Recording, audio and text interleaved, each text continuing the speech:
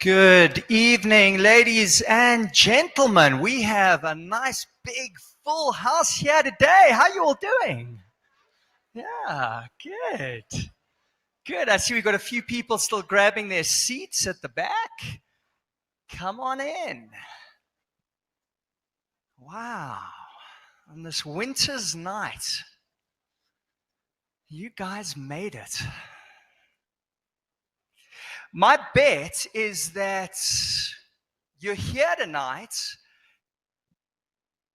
By the way, my name's Justin Cohn. Hi. I'm an international speaker and author, and it is my privilege to be your MC here tonight. My bet is that you're here tonight because you're a little bit like me. You're a seeker, yeah? Determined to discover whatever you can to raise the quality of your life. Yeah?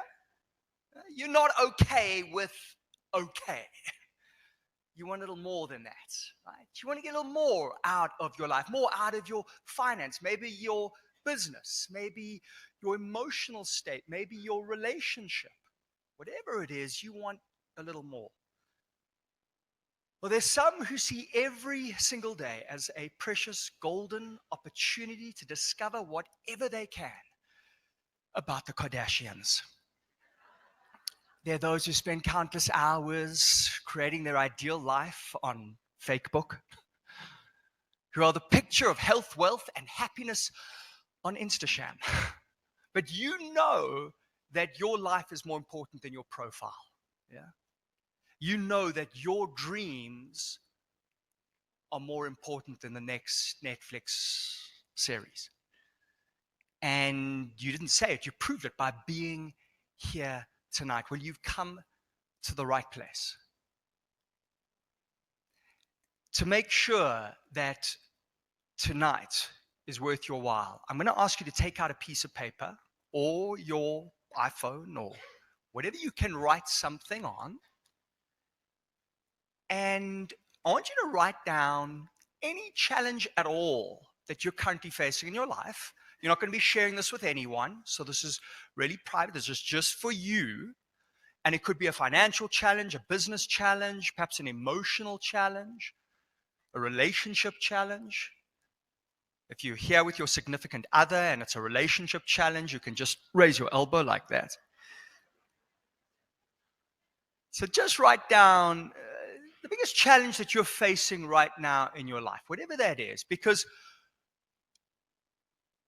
I'm going to promise you that before the end of the night, you're going to see a way through this challenge. But it's important to put it down so that it's clear to you that you know what it is. Everybody got one? Yeah? Well, by all means, put them all on. Put them all on. Hopefully it's not a whole shopping list of challenges, but yes, 3's fine. Good. All right, and I see we still have a few people coming in. We do have a few more seats up front, and there's a few scattered around. I think that one's reserved, but we got one over there. There we go. There, yeah. There's one over there. Is there? Oh, there we go. There's two right there. Good. Good. That's what we like to see. Isn't this wonderful? This full house on a winter's night. That is marvelous. Good. Well, ladies and gentlemen, over the past nearly 20 years as a conference speaker and a television talk show host, I've had the privilege to meet and sometimes interview some of the world's leading experts in success. And I got to tell you that Dr. John Demartini is one of the great highlights. Imagine trying to discover whatever you can about the human condition, drawing on fields as diverse as psychology, philosophy, neuroscience, economics, theology, all so that you can distill a simple, powerful formula that just about anybody can use to unleash their potential. How long would that take you? A lifetime? Maybe more. Well, the good news is you don't have to do it because it's already been done. Dr. John Demartini has distilled from all of that a simple, powerful formula that just about anybody can use. There are few people with as much depth of insights. This is a man who's written 40 books, translated into 30 languages. He's been featured in The Secret. He's been invited to speak at Harvard University. His work has been cited in over 500 books and over 8,500 interviews. People have credited him with starting mega businesses, becoming multimillionaires, meeting the love of their life. And I've personally seen him work with people to break through a lifetime of depression and grief. Ladies and gentlemen, I don't say this lightly. Tonight we are in the presence of one of the greats. Would you please join me in standing as we welcome Dr. John Demartini.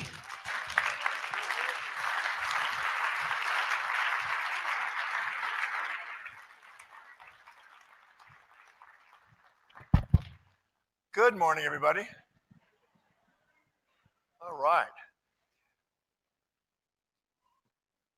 Is there anybody here sitting next to somebody they've never met before? Can I just so you feel more comfortable, can I give you a second to give them a handshake, a hug, a kiss, whatever it takes to familiarize yourself with them, just for a second?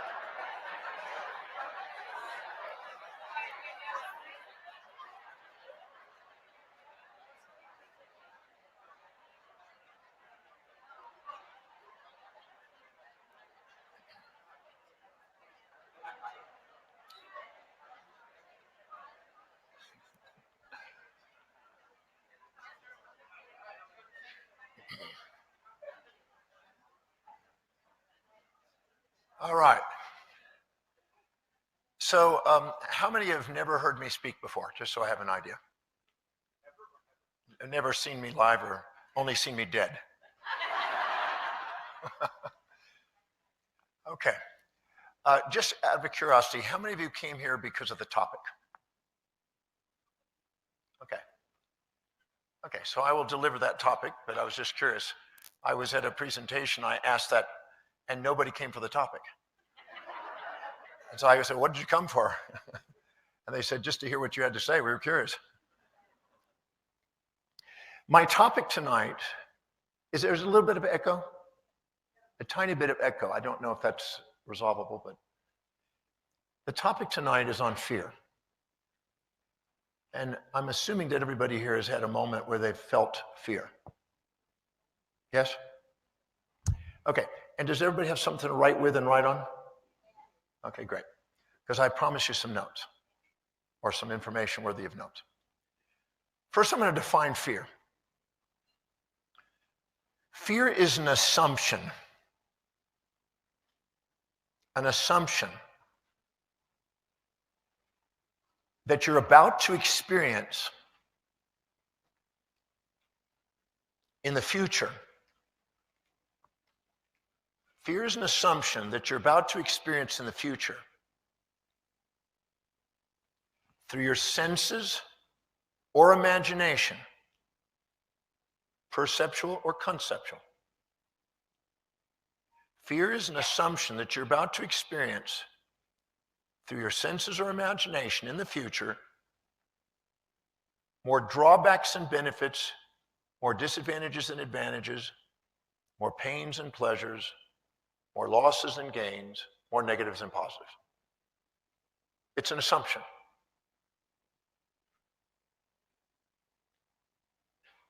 Would you agree in your life that you've had moments in your life that you thought something terrible occurred that had more drawbacks and benefits, more negatives and positives, and then a day, a week, a month, a year, or 5 years later, you look back at it and you were thankful that that occurred?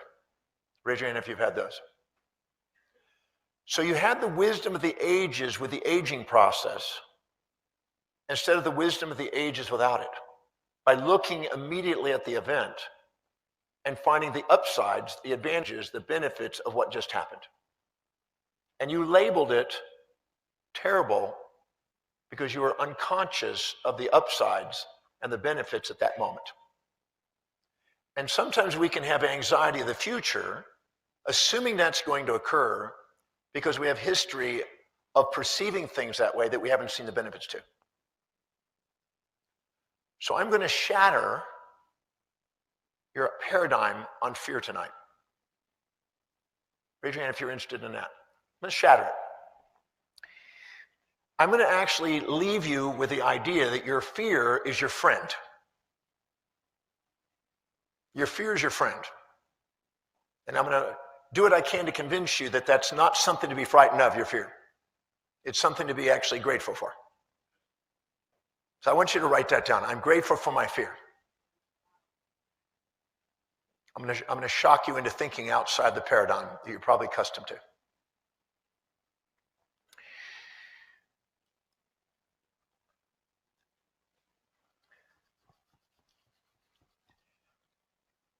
Now I'm going to start by picking on somebody here.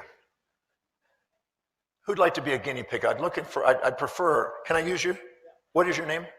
Michael. This is Michael, everybody. And what I'm going to do, I'm going to pick on you so you don't know what you're getting involved in here. Okay, so if I was to go to you, Michael, and I was to say to you that you are always nice, never mean, always kind, never cruel, always positive, never negative, always generous, never stingy, always giving, never taking, always peaceful, never wrathful, always considerate, never inconsiderate. Would you believe me? Raise your hand if I was to say that to you and I gave you the impression that I was perceiving you only one-sided. How many would have some intuitive part of you that would be thinking of the times you weren't that way? You mind if I call that the bullshit meter?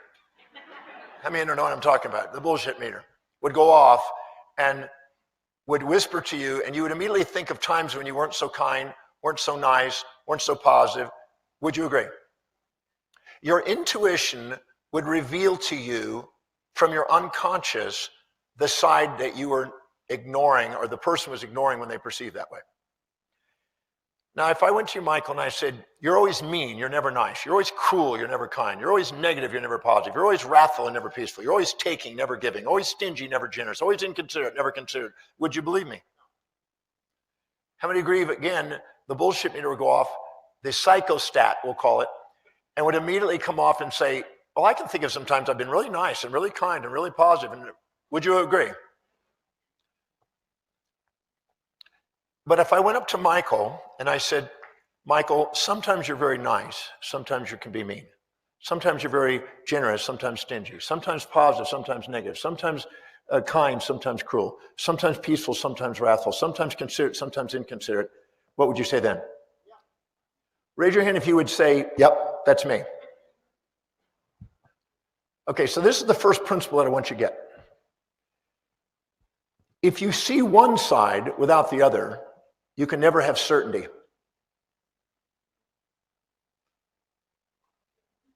But when you acknowledge both sides, you can have certainty.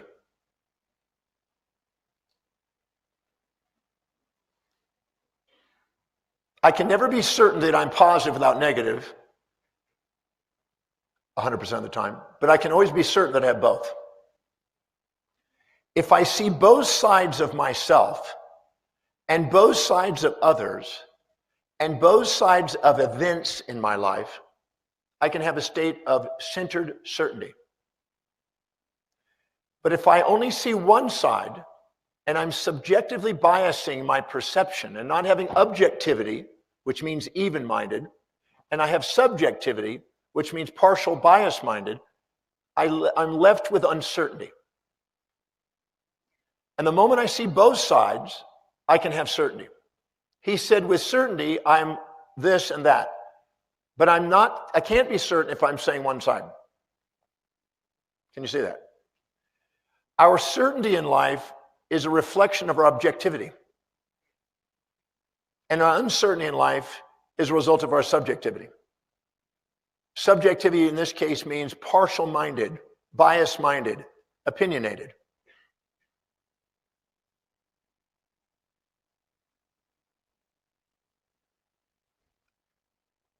I had an individual in the past who came to me and said, Dr. Demartini, do you believe in absolute evil? And I said, absolutely not.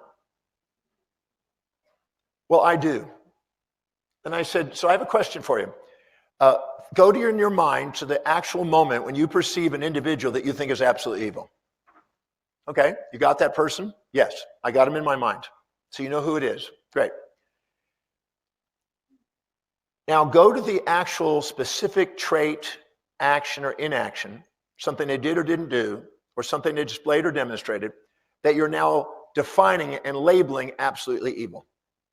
And she goes, I got it. And I said, what's that trait? She says, intolerant. And I said, okay, now, then I asked her, I said, now go to a moment where and when you perceive yourself displaying or demonstrating the same or similar trait, action, or inaction in your own life. And she said, I don't do that. I would pride myself in never being that way. I would never do that. Now, how many can see that she was doing it at that moment? But she was blinded by the subjective bias she had about herself and the bias she had about the person. So I said, well, go to a moment, and I kind of warmed it up by saying, well, I have certain demonstrated intolerance in my life, and I rattled off a bunch of examples in my life where I've been intolerant. At the airport, when they said that somehow there's been a mess up on your flight, when there's delays, you know, I started rattling off examples of when I've been intolerant in my life. Raise your hand if you know there's been times when you've been intolerant in life. And as I did, and I gave her samples of where she might be perceiving herself intolerant, she started to acknowledge, okay, in those settings, yes. And I made her go through and identify 38 moments in her life where she was intolerant. And slowly but surely, as she started to own the traits and see where she displayed and demonstrated intolerance in her life, her judgment of this other individual started to calm down. Because she was sitting there in sort of a puffed up, proud, kind of an arrogant positioning, looking down on the individual, thinking they had done something she hasn't, and she was too proud to admit what she saw in them inside herself. And that's a judgment, a subjective biased projection of her own values onto other people. So I made her go and look at where she's demonstrated this, and looked until 38 examples of where she'd done it, until I could see that she was humbled and she had a different perspective. And I said, can you now see that you display or demonstrate the same specific trait to the same degree as you see in them? And she said, yes. I said, now, question.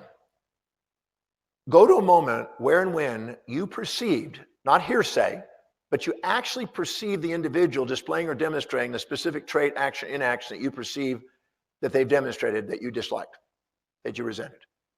This intolerance. Yes. Go to that moment. And in that moment, how did it benefit you?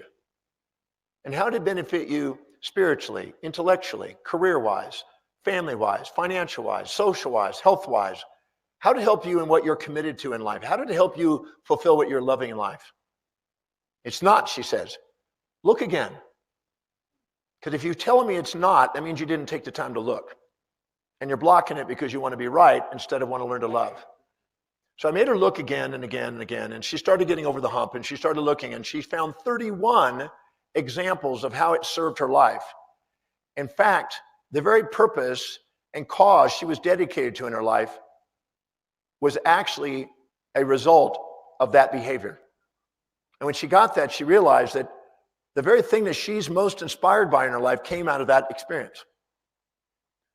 And when I helped her see the benefits to it, she humbled herself further, and she got a tear in the eye, and she actually started feeling appreciation for this person she thought was absolutely evil. And what I did is I made her keep digging and find the benefits to it until the benefits equaled the drawbacks in what she saw in this person. And the moment she had a balance of benefits equaling the drawbacks and she was back into objectivity, her heart opened. The moment she saw that whatever she saw in them was inside herself and they were balanced, her heart opened. Because then she had certainty. And I asked her right now, do you still believe that this is absolute evil? And she says, no, I don't. I said, can you see that you had a bias and a skewed, subjectively biased perspective on this individual when you started, and we balanced it out, and now you have more of appreciation and love for this individual? She says, I do. I say, can you see that with certainty now? She says, yes. Can you see that you were defensive and uncertain when you started with that statement? She said, I do.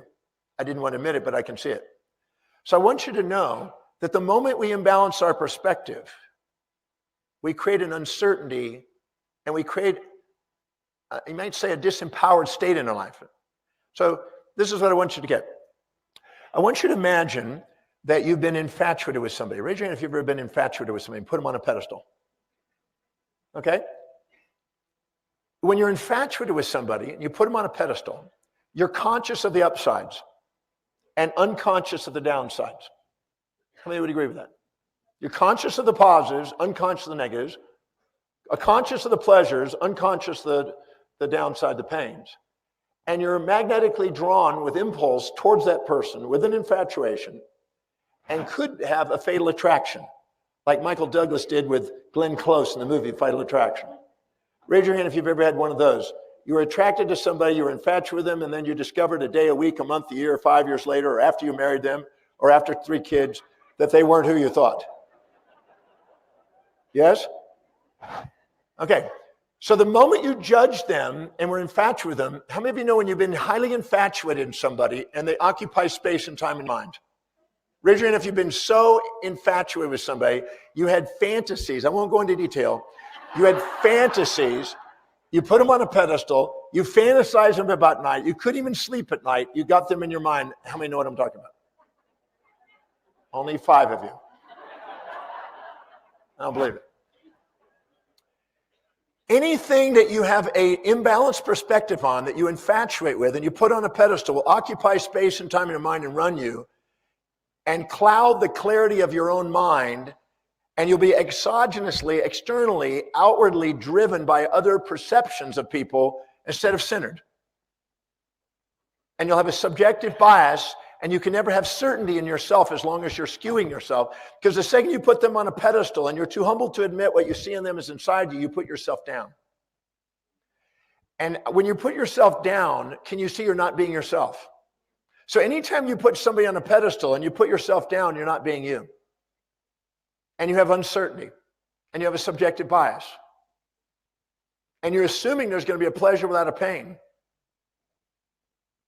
And the assumption, please note this, that anytime you have an assumption in the future through your senses or imagination that there's about to be more pleasures and pains, more positives and negatives, more gains and losses, more advantages and disadvantages, you don't have a phobia, you have a philia.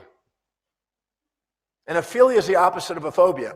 It's the same exact thing, but on the philia side, the positive side, not the phobia on the negative side. Are you with me? It's the same, it's like 2 poles of a magnet. We're assuming we're going to get a positive without the negative or a negative without a positive. Now, when you resent somebody and you now perceive the downsides, you're conscious of the downsides, unconscious of the upsides. And you're looking at the downsides and you resent them, they occupy space and time in your mind. How many of you have been so resentful to somebody, so angry with somebody, you couldn't even sleep at night? You're enraged. And instead of having fantasies, you're now having nightmares. How many know what I'm talking about? And now, because of that, you're arrogant and proud and cocky and self-righteous and projecting your values onto them. See, whenever you put somebody on a pedestal, you tend to inject their values into you and you want to live and sacrifice for them. Raise your hand if you've ever been infatuated with somebody and started to sacrifice what you normally did. It was important to you to try to be with them because you didn't want to lose them. But on the resentment side, when you resent them and put them down and put yourself up with arrogance, you project your values onto them and expect them to live in your values and want them to do what you want them to do. How many have been married before and tried to get them to live the way you want them to do and found it unproductive?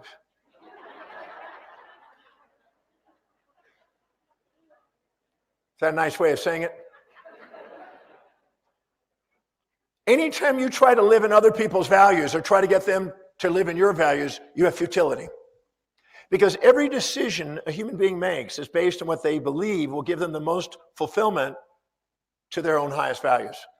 So every decision they make is what they think is going to give more advantage and disadvantage, more rewards than risks in that moment to what their values are. So if you expect them to live in your values when you're self-righteous and looking down on them and resentful and trying to get them to live in your values, you have a delusion. And you have a fantasy they're going to live in your values or not. And if you're minimizing yourself and you have a fantasy you're going to live in their values and stay there and sustain that, You won't. Maybe for a couple of weeks you can do it, but how many of you tried to do something like that and eventually you started going back to who you were? And you started to say, I want my life back. When a woman's infatuated with a man and he's on a pedestal before she discovered who he is, for those few weeks, she'll sacrifice stuff and be really kind, right? But once she starts to get that wearing down, everything she sacrificed for him and her values for him, she will store in a memory that is more powerful than all Intel chips on the planet. Do you understand what I'm saying? She'll remember that perfectly, and that's an eternal. It's like a radioactive storage system. I'm joking.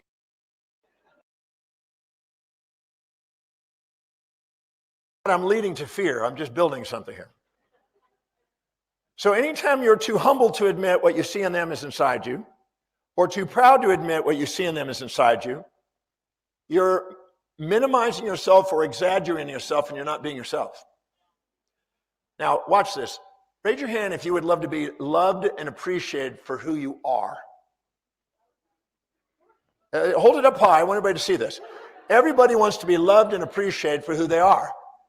So every time you judge, you're diminishing the probability of people being able to love you for who you are because you're exaggerating and minimizing yourself and not being yourself.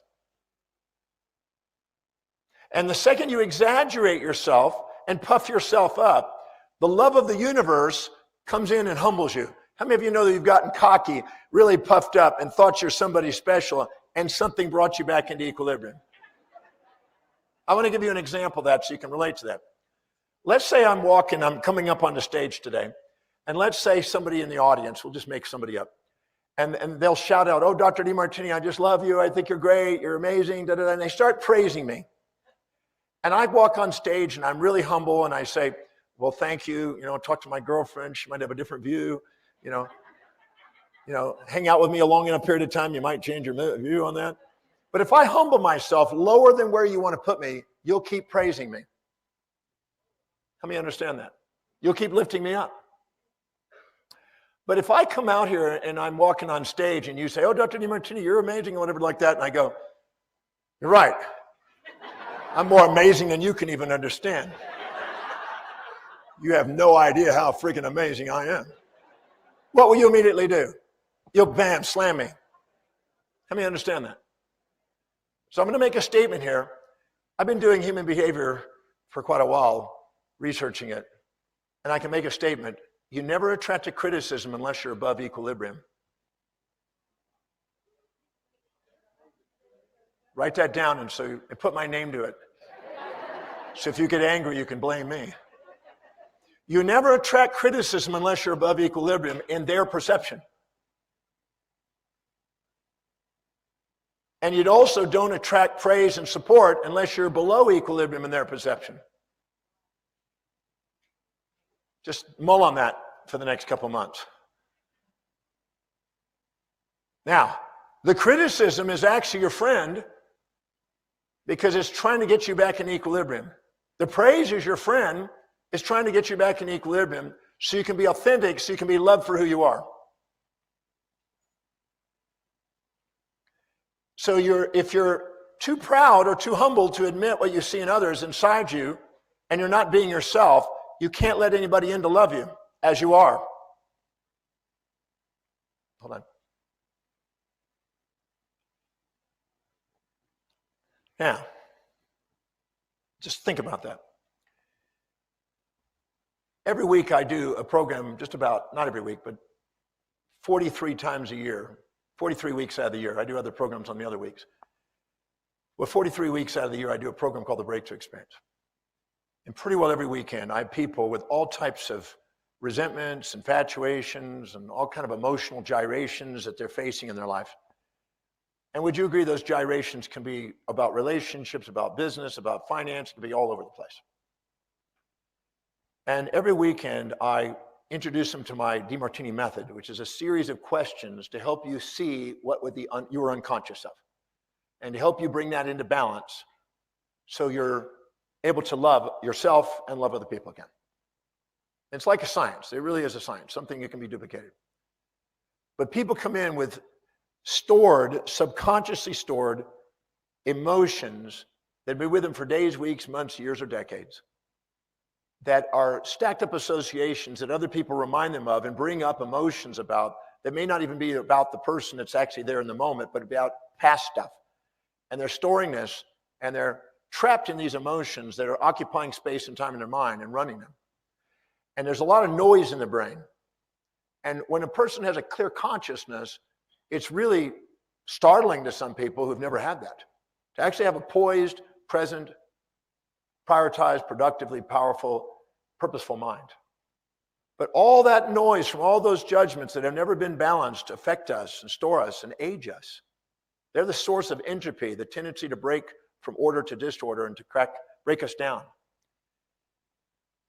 Now, I'm going to make a statement here, and I want you to just kind of fathom this. Every experience is like a magnet. Please write that. Every experience is like a magnet. And the magnet has two poles.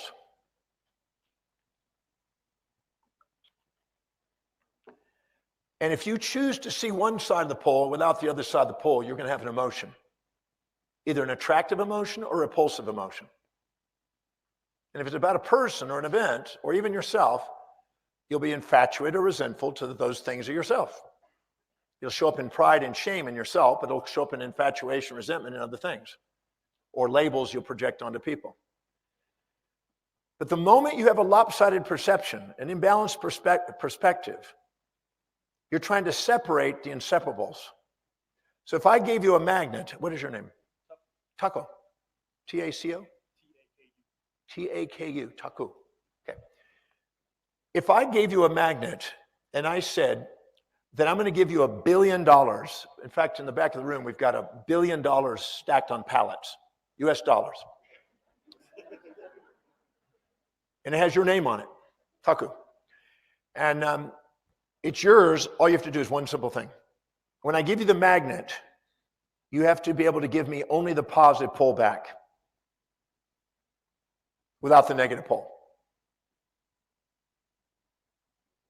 Now, if you're really ignorant and you don't know Maxwell's electromagnetic partial differential equations, and you don't know that you can't get a positive pole away from a negative pole, they come as pairs, you would be running to the back of the room, taking the magnet, and quickly chopping it in half and giving me the half of a magnet and say, there it is, the positive pole, can I have my $1 billion yet? Would you agree? So if you're ignorant, you will pursue one side.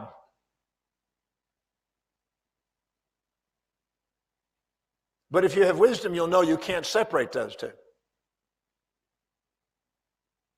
Are you with me? The wise individual knows that there's never an event without two sides. And the unwise individual assumes there's an event with one side and biases their perception and lives in uncertainty. Would you agree when you get married, you probably started out infatuated, you went through a resentment, you went through another infatuation, you oscillated for a period of time, and then you realize there's nobody better out there, I might as well take on this guy.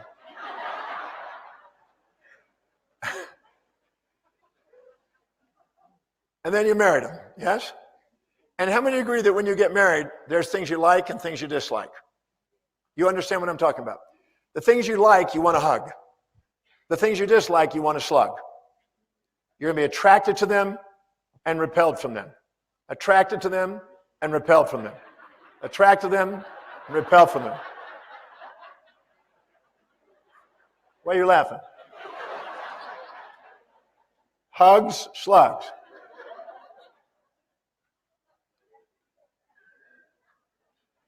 But over time, what do? You end up discovering that you love them. Would you agree? I was told that it takes about 60 years to start to love somebody. I was told by an 84-year-old woman that came into my office many years ago that it takes about 60 years to have a good marriage. And I said, why? She said, it's very simple. The first 10 years, you want out. The second 10 years, he wants out. The third 10 years, you both want out. The fourth 10 years, you go out. The fifth 10 years, you say, oh, what the hell? And the sixth 10 years, it starts to get great. And I said, how come it gets great after 60 years? She says, by then you're in your 80s. And you can't hear them, smell them, taste them, feel them, sense them. There's no senses left. Let me understand.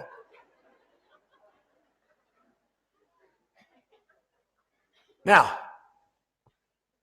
anytime you see somebody that you're infatuated with, you're blind to the downsides. Your intuition is always trying to get you to see the other side that you're unwilling to see. So if you're infatuated, your intuition is trying to point out the downsides. If you're resentful, it's trying to point out the upsides. Your intuition is a homeostat, that thermostat, trying to make you see both sides. And it does it in you, and you can see it in you, but it also works with other people that you project onto. Are you with me? But our animal nature, not our wise nature, has an impulse and instinct. The impulse for prey, the instinct from predator. The impulse for pleasure, the instinct from pain. The impulse for ease, and try to avoid difficulty. As long as our animal nature in our amygdala is trying to avoid pain and seek pleasure, avoid challenge and seek ease, avoid predator and seek prey, we will buy into the subjective biases and illusions that will then allow us to judge them, and then they will occupy space and time in our mind and run our lives. Anything that you haven't loved runs your life until you love it. You may say that backwards? Anything that you haven't loved runs your life until you love it. And love is the synthesis of opposites. It's not one side. Many people have confused love with infatuation, and hate is its opposite. I'm going to redefine love. Love is the combination of the two together, a synthesis and synchronicity of opposites synchronously, same time. When you finally realize that the person you love is somebody that's going to have things that support and challenge you, they're going to be ease and difficulty, there's going to be positive and negatives, and you finally embrace them for whole, because Michael has both sides. So how am I going to love him if I'm trying to get rid of half of him? How are you going to try to love yourself if you're trying to get rid of half of yourself? Are you with me? Not going to happen. People think there's a self-improvement out there that they need to get rid of half themselves to get better. False. I'm going to make a statement here that's probably going to shatter your thinking processes, but I want you to write it. You don't have to get rid of anything in your life. The magnificence of who you are is far greater than any fantasies you're imposing on yourself that you're trying to get to. The magnificence of who you are is far greater than any fantasies you're trying to get to. Because when you get there, how many of you know you thought, well, when I get that new house, then I'll be happy. And then when you got a new house, you found out I got a mortgage, I got to clean it, I got cracks, I got landscaping, I got to get new furniture, I can't drive that car with it, right? And now we got kids running in place, you got to clean the thing, there's taxes. Are you with me? The assumption was that you're going to get over here and you're going to get a one-sided outcome. When I finally graduate, I'll do that. Everybody's living in the future. Someday instead of actually embracing the pairs of opposites right now, in the moment, that's already magnificent, and seeing both sides with their intuition and saying thank you.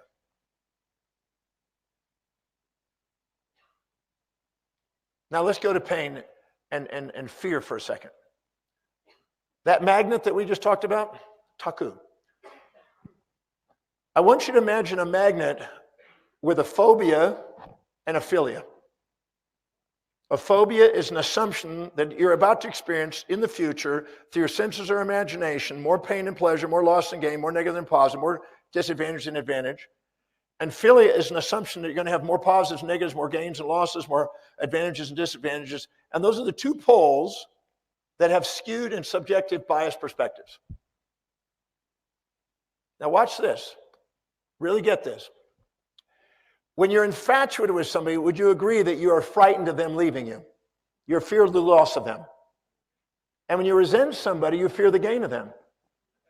So the moment you judge them, and the more polarized and absolute the judgment, the greater the fear you just created in your life.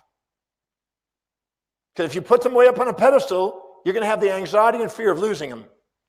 And if you put them in the pit, you're going to have the anxiety and fear of them coming near you. When you're infatuated with a guy, women have, raise your hand if you've been infatuated with a guy. Be honest, really infatuated. And while you're infatuated, while you've got him on that pedestal, while you're in that serotonin rush and that dopamine rush, and you got enkephalons, endorphins, and vasopressin, and you're fantasizing about the little house in the prairie with the little kids running around and shit, and you're really infatuated with them, right? And you're just there, and they come up on a horse with a, okay, and Disneyland is there. You're really infatuated. Would you agree that you're jealous if anybody looks at them or they look somewhere else? You're frightened if somebody was to happen to them? Yes? You've created fear because of your addiction to the fantasy. Let me understand. The fear of loss of the person. The fear of somebody taking them. Yes? I saw a funny thing today. Some guy from Australia sent me this little link. And it's funny how these women get away with it because the men can't do it with the Me Too movement today. But what happened is there's a lady in a grocery store that walks up to a couple and smacks a good kiss on the husband. So they're walking, they're looking for a husband and wife, and they go up to the guy and smack him and give him a big kiss right in front of the wife to see what's the response. It's a comedy, one of those blooper and blunder comedy things, just to see what they respond. And then they figured out, I guess they know the name. I'm not sure how they figure the name, but they do like that. And they start the scenery. And its whole thing is a comical act just to see what the wife does, to see how jealous she is, how frightened she is, and everything else. It's really kind of a cruel one, but it is funny, right? But it's really because what happens is if she's infatuated with him and some girl comes up, her jealousy goes up, her rage, her nails grow like an inch. How many have seen it? Nails are, they use the diamond ring now instead of, for the husband, they now do it on the girl. And what's interesting is, but what happens if you resent the person? You've dated him, you've gone through the infatuation, it's neutral, and now you're starting to resent him. And you're almost hoping somebody will take him away. Okay? How many know what I'm talking about? Now, if all of a sudden you're resenting this person, you're seeing more drawbacks and benefits, and you're being self-righteous, and you're thinking, God, I wish I could get out of this relationship. I don't have anything better, but I'll endure it until I come up with plan B. And all of a sudden, a girl comes up. You're like, go for it. Please, take him. Good luck. And you don't have a fear of losing him. How many of you know when you resent somebody, you don't have the fear of losing them? You have a fear of them coming back. When you're infatuated with them, you don't have a fear of coming. You have a fear of them leaving. You don't have a fear of them coming to you. So as long as you're skewed with a subjective bias and polarized, you're generating fear. And the only way out of the fear is out of the fantasy that goes with it. Because when you resent somebody, you create a fantasy of the opposite. God, if I can get rid of this person, I'll be happy. And if you're infatuated with somebody, you have a fantasy of if you're with them, then I'll be happy. As long as you're addicted to one side, the philia, you breed the phobia. They come inseparably like a magnet. So the addiction to philia is the cause of phobia. Please write that. The addiction to philia is the cause of your phobia. So when you resent somebody, you have a fantasy, if I could get away from them, I'd be happy. And that fantasy makes you resent them even more. If you're infatuated with them, you think, God, if I could have them, I've got a fantasy. And if I don't have that, I have a phobia. Now, stress is the inability to adapt to a changing environment. Please write that. Stress is the inability to adapt to a changing environment. Stress is the inability to adapt to a changing environment. Raise your hand if you're still with me tonight so far. Are you following along pretty good? Central? Okay. So stress is the inability to adapt to a changing environment. Now, when you're highly infatuated with somebody and they leave you, would you agree that's stressful? Fear and stress go together, don't they? Or distress does. And if you're highly resentful and they start coming towards you, would you agree that's stressful? Stress is a result of two things. There's only two stresses in life. Please write these down. There's only two stresses that you'll ever face in your life. The fear of loss of that which you seek, the fear of loss of that which you seek, and the fear of gain of that which you try to avoid. The fear of loss of that which you seek, and the fear of gain of that which you try to avoid. And you only seek things you're infatuated with, and you're only avoiding something you resent. So the second you have a subjective bias, you're adding both philias and phobias to your life, which by definition is distress, which by definition occupies space and time in your mind and runs you, which in physics is called entropy, and that ages you. So every time you judge, you age. It's entropy. Raise your hand if you've looked in the mirror and you must have been judging this week.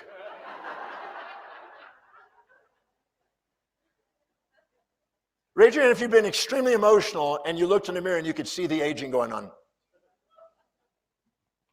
In the Breakthrough Experience program that I get to do every week, just about every week, I've had people who've come to the program with some pretty significant challenges that they faced in their life, in their perceptions. Major resentments, major events that's happened in life that society would classify as very challenging. And what I do is I ask a series of questions in my Demartini method. I ask a series of questions and hold them accountable. To be accountable means to be able to bring your balance sheet together. Accountability means you're able to hold a balanced, objective view. And as long as you have a skewed subjective bias, you won't do that. You will be unaccountable and therefore uncertain.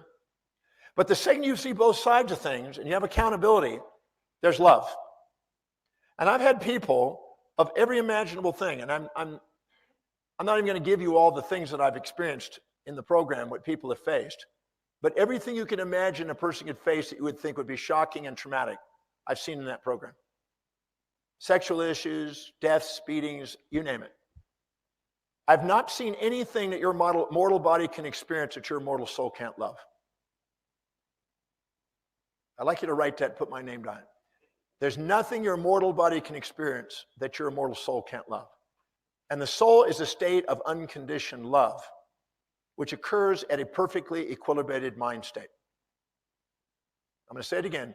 There's nothing your mortal body can experience that your immortal soul can't love. And I'm going to define the soul as a state of unconditional love, S-O-U-L. And the moment your mind is in perfect equilibrium, it's not infatuated or resentful, but it's perfectly equanimous. It's pure objective. The heart opens, the mind doesn't judge, and the mind is liberated from the judgment, and the heart opens. And you have gratitude for what's happening. You see a hidden order in the apparent chaos. And when you see a hidden order in the apparent chaos, you're grateful, and gratitude is the key that opens up the gateway of the heart, and inside the heart is love, and love comes radiating out. And wind washes the mind with inspiration and brings enthusiasm to the body and allows us to be present and certain and allows us to do extraordinary things in our life. So we have the accountability when we're addicted to philias and experiencing phobias to ask a new set of questions, because the quality of our life is based on the quality of the questions we ask. And if we ask questions that bring equanimity to the mind, balance to the mind, which our intuition is attempting to do to liberate us from the bondage of all those things that occupy space and time in our mind, we liberate ourselves from something that weighs us down gravitationally, that's entropy, that ages us, and we awaken, in a sense, our immortal vision inside that calls us. Regina, if that can, I'm sure you didn't get all that written, but you got the gist of it.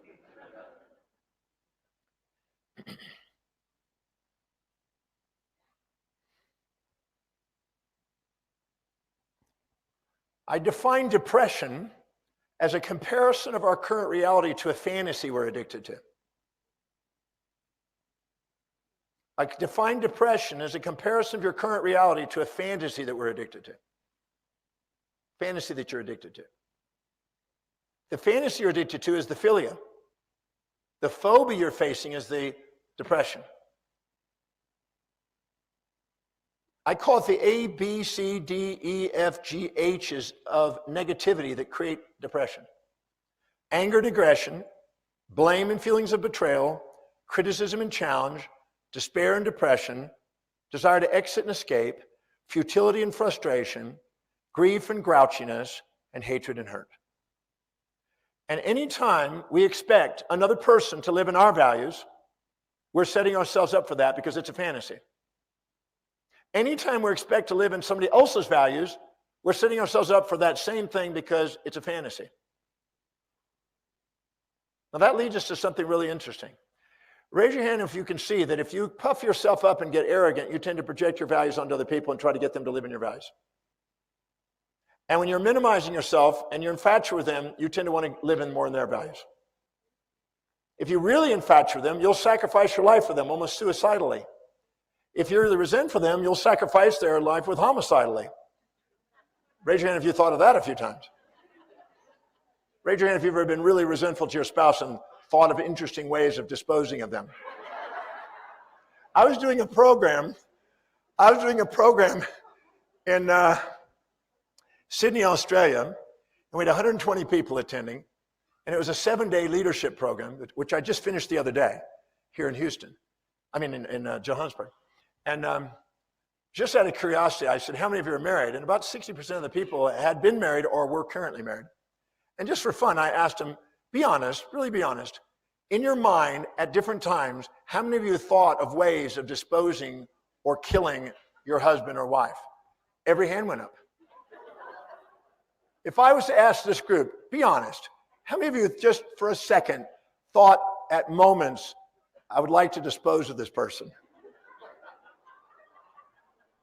Come on. I feel like I'm in an auction. Do I hear another one? Do I hear another one? Okay, now. So everybody was telling me stories about it, and I said, so how did you imagine disposing them? Well, I imagine them taking them on a surfing trip where there's sharks. A bungee jumping system that was miscalculated on the length. All these different strategies. And there was this one woman that I swear to God deserved an Academy Award for her strategy on eliminating the husband. It would have worked. She would have got away with it. No one would ever know about it. It was ingenious. And everybody was writing it down and taking that strategies on ridding him. I'm just joking a bit. But when you resent somebody, would you agree you fear them being around you? Just like if you infatuate somebody, you fear their loss. So who's responsible for the fear? You. Now, watch this now. You have in your life a set of values, set of priorities. Things that are high in your value to low in your value. Things that are most important to least important.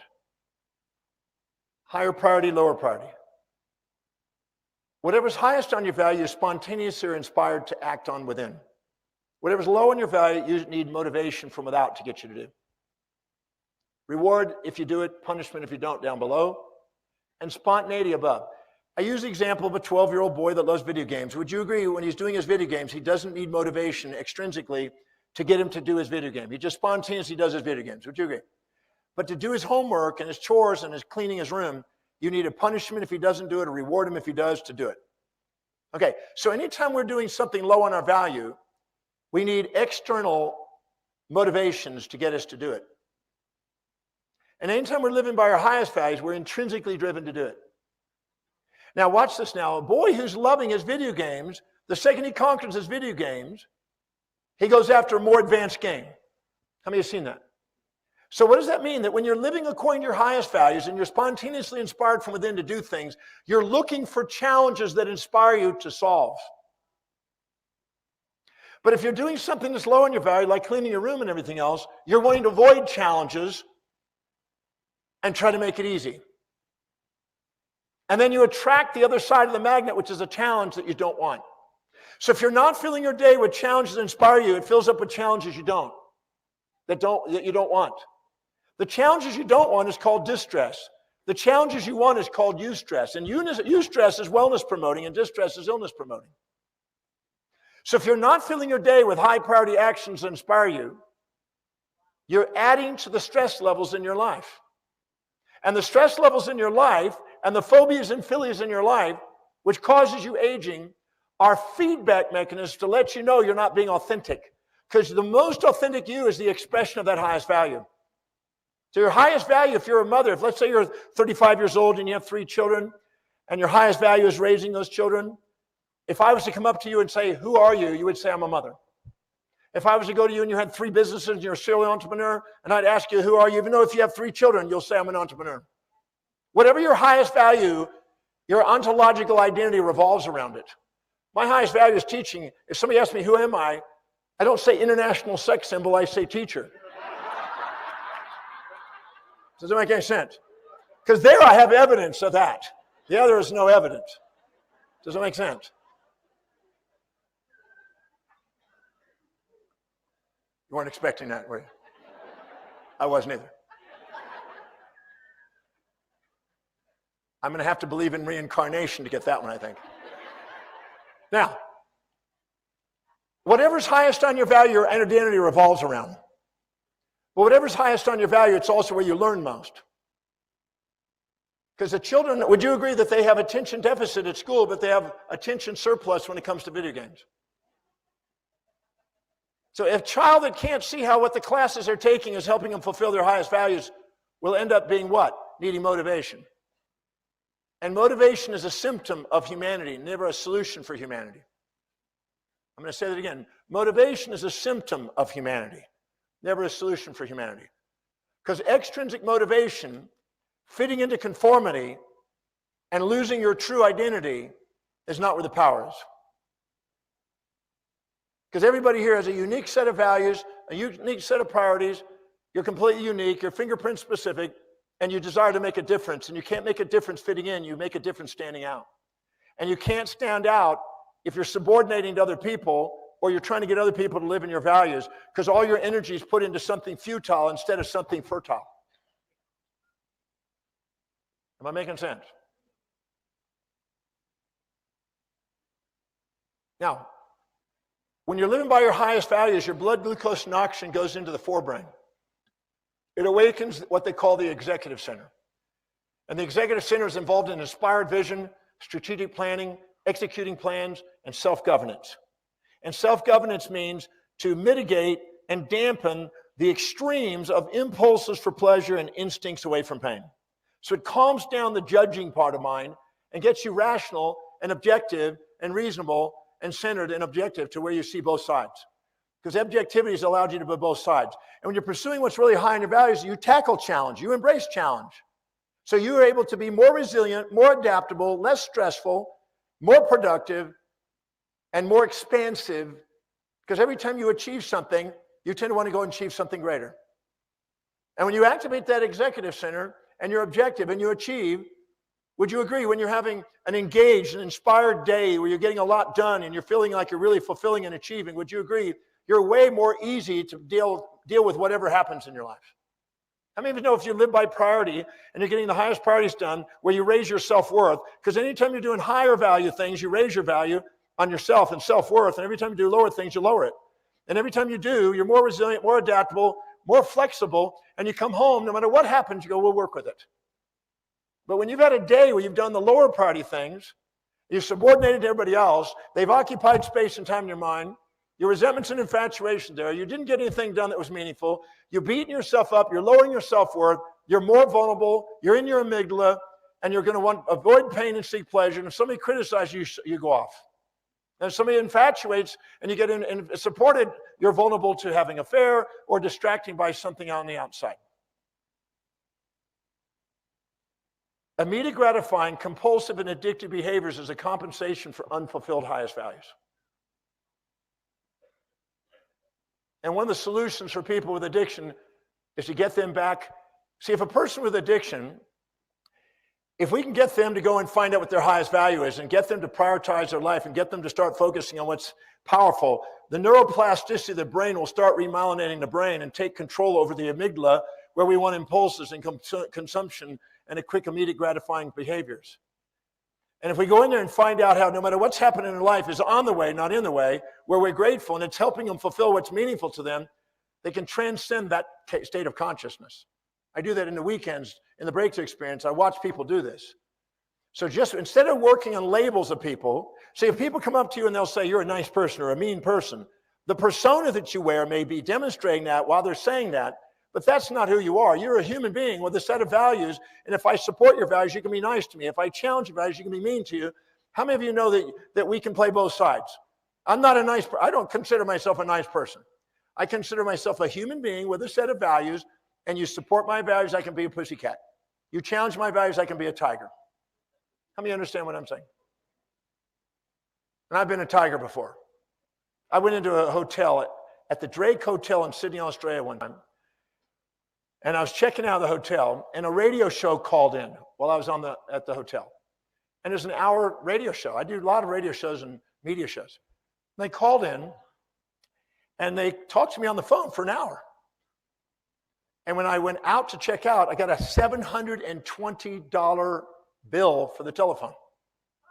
A $720 bill for a radio call to come into my hotel to talk to me. What would be your first response if you had a $720, not Zimbabwe dollars, but US dollars? A $750 US dollar bill for a telephone that somebody called you. Would you be,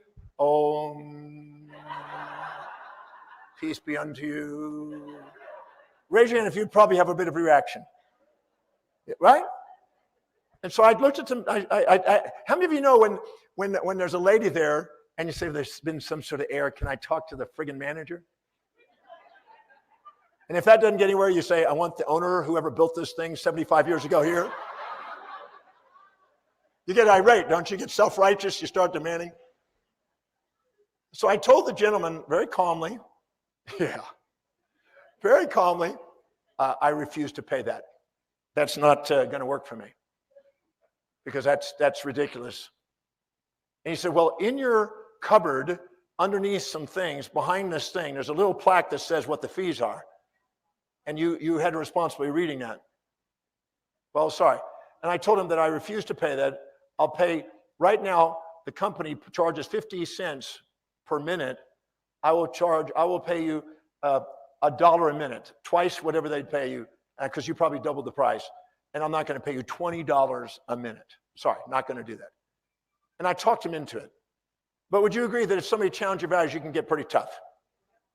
So you can be a bloodthirsty monster if somebody challenges you strongly, but you can be a pussycat when it's not. Would you agree? So I'm not a nice person. I'm a human being with a set of values. And if somebody comes to attack my child, I'm not going to be nice to them. Does that make any sense? I'm going to play whatever it takes to dissolve what I'm perceiving at the time. Now, they're my delusions and they're my reactions, but no matter what I've done or not done, I'm still worthy of love. Turn the person next to you right now and look at them and say, look, baby.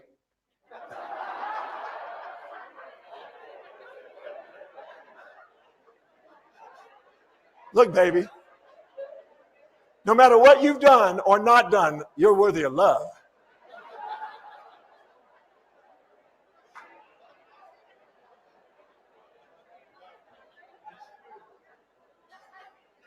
And by the way, would you agree, how many would agree in this room, that if I had a contest who's done the most outrageous stuff, and I gave you $500 million for whoever's got the most outrageous stuff, you'd compete, you'd go for it. Craziest behavior. I would win though. I've done the most crazy stuff. Now, there are 7 basic fears that most people run their life with. There's individual phobias like snakes and spiders and stuff like that, but there's 7 basic fears that run people's lives. So let's go through those. The first one is not believing you're smart enough, educated enough, intelligent enough, degreed enough for some purpose. Picture that. Raise your hand if you've ever been frightened that you don't know, and people are going to find out you really don't know. And you're not as intelligent. You're not smart enough to do something. You're not smart enough to take down that new business. You're not smart enough to tackle that issue. You're not smart enough to stand up to ask this person for a date or something. And you're living in a fear of not being intelligent enough. Yes? Raise your hand if you've had that in your life somewhere. Most of you, yeah.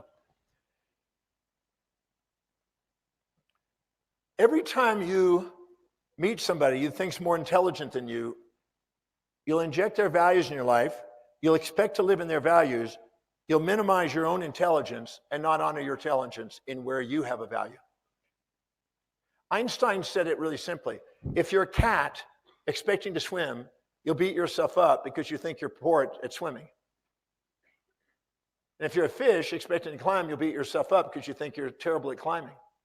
But if you honor where you have intelligence, the cat, and you honor where you're intelligent, the fish, you'll appreciate your life and not beat yourself up. And anytime you put somebody on a pedestal and you minimize yourself and expect to live in their values, you can't. No two people have the same set of values. And if you try to live in their values, you're going to judge yourself and minimize yourself. So every time you exaggerate somebody else and put them on a pedestal, you minimize yourself. And if you do that with intelligence, you'll stop. One of the biggest fears on the planet, would you agree? How many would agree? Is public speaking. Raise your hand if right now, if I had you come up on stage and have to do something, it would be a little anxiety. Raise your hand. Who's got the biggest fear of that right now? Okay, you're coming up. No. But how many agree that public speaking is a big fear for people? I don't have the fear of public speaking. I have the fear of not public speaking. But you know what public speaking, the fear of public speaking is? It's not the fear of public speaking. It's the fear of speaking in front of somebody else you think has something you don't. So if I have you stand up here and you got anxiety, it's because you're looking around the room and you're comparing yourself to people in the room and you're assuming they have something you don't. And if I took a little rolled up piece of paper and I had you itemize each person one at a time and we found out who it is you have the fear in, we'll find out that that's because you're assuming that they're more intelligent than you in something you're speaking about, or they're more successful than you, or they have more wealth than you, or they're more of a stable relationship than you. Whatever you think and put them on a pedestal for, you'll minimize yourself and have the fear. It has nothing to do with you have a fear of speaking because you blab all day long with people. How many agree with that one-on-one? So the second we compare ourselves to others, instead of comparing our daily actions to our own highest values, we create and generate that fear. And the reason being is because the fear is a feedback. It's letting you know that you're judging and not living by priority. Fear is your friend. It's letting you know when you're judging, you're polarized, you're subjectively biased, and you're not living according to your highest value. Get that. Fear is your friend. It's letting you know when you're biased, because if you're infatuated with somebody and you minimize yourself and you try to live in their values, you'll fear that fear of not being smart enough relative to them because you're expecting to be intelligent in an area that's not highest on your value. They have it high in theirs, but that's not high in you. But in the area where you have high in your values, you have intelligence.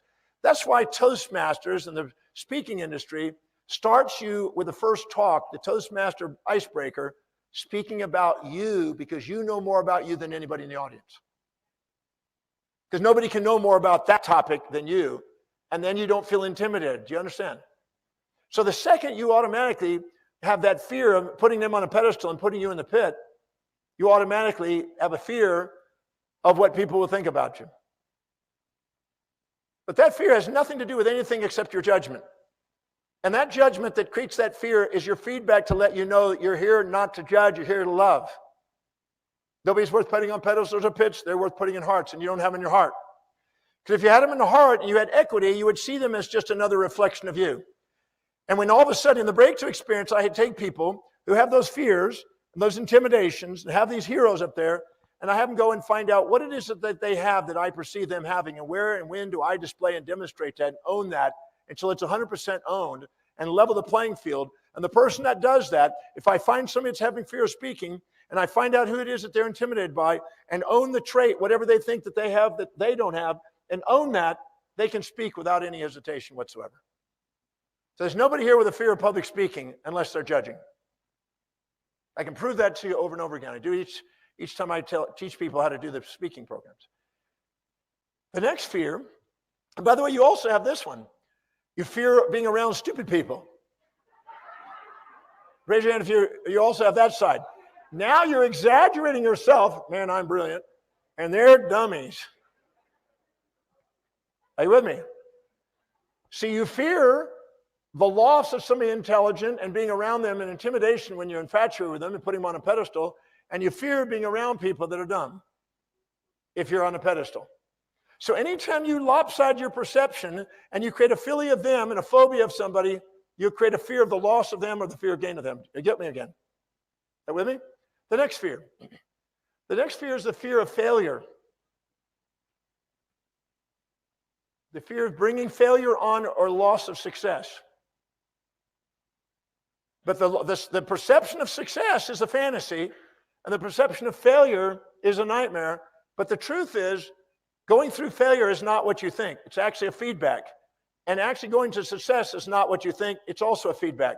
A success makes you do low priority things. Failure makes you do high priority things. And both are feedback to try to get you onto your mission. I don't go around promoting success. I go around promoting people living an inspired mission. Because success and failure are both feedback systems to get you into the mission. Because the second you think you're successful, you get proud and you're not being yourself again. The second you get failure, you get shamed, you're not being yourself again. The second you're on your mission, you're inspired and you're being yourself again.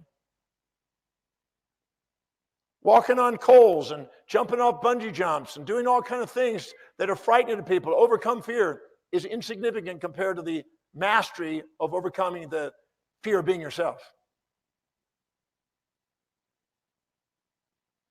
The next fear is the fear of loss of money or not making money. The fear of loss of money or not making money. Because you have this fantasy that if I have money, I'm going to be happy, and if I don't have money, I'm going to be sad. And the more infatuated you are with money, in Hubert Howell Bancroft's book on wealth, the Book of Wealth, he said there are three things that are found in very wealthy individuals, institutions, organizations. One is that by divine providence and human sovereignty, human beings that become wealthy feel that they have a destiny to serve vast numbers of people. They feel called to serve vast numbers of people. Because without service, there's no rewards, no income source. They also have, by divine providence and human sovereignty, the desire to go and make a difference and raise the standard of humanity. To elevate the standard of humanity for people, not just themselves, but for people.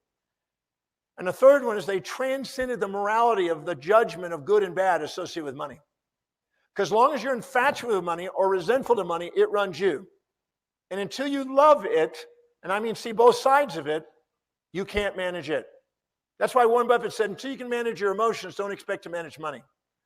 And Robert Greene said in his 48 Laws of Power, until you can manage your emotions, don't expect to be a leader managing your own life.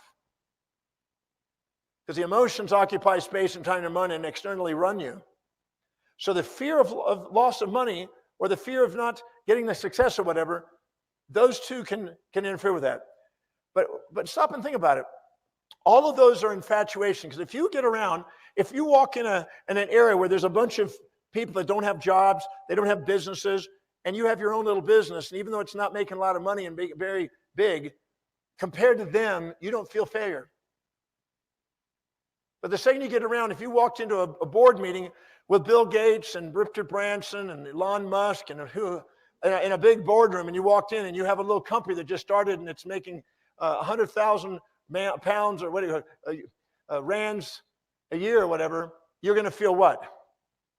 You're going to feel less than, because you're going to exaggerate them possibly. Maybe not, but probably.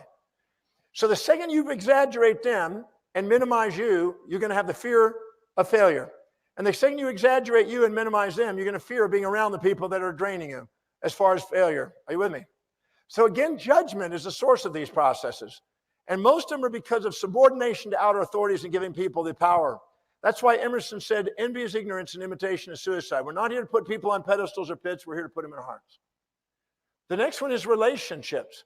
The fear of rejection from relationship or not being respected by our relationship, our loved ones. And the next one is the fear of rejection by people in society. But you only have fear of rejection of people that you put on pedestals.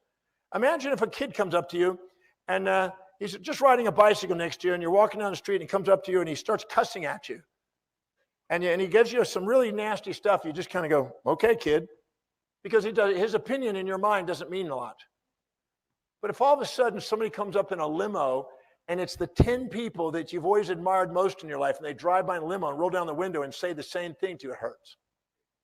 Because the second you put them on a pedestal and put them above you, their opinion now matters more than your own.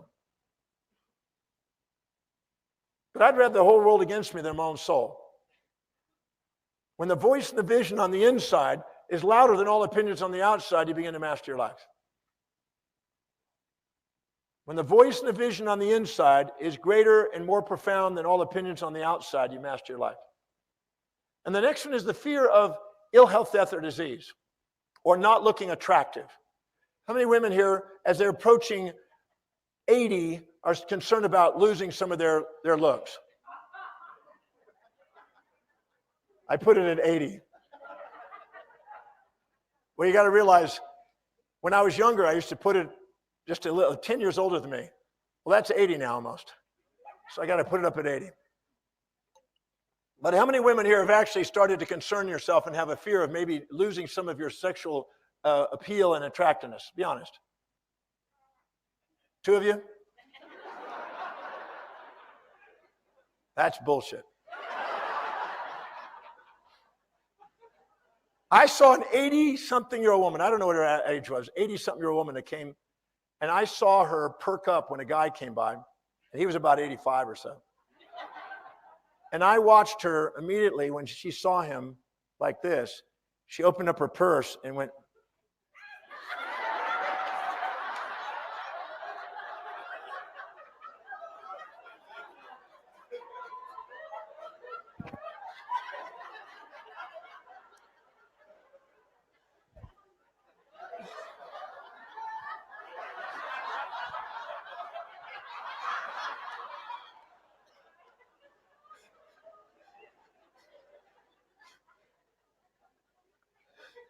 Raise your hand if you know what I'm talking about.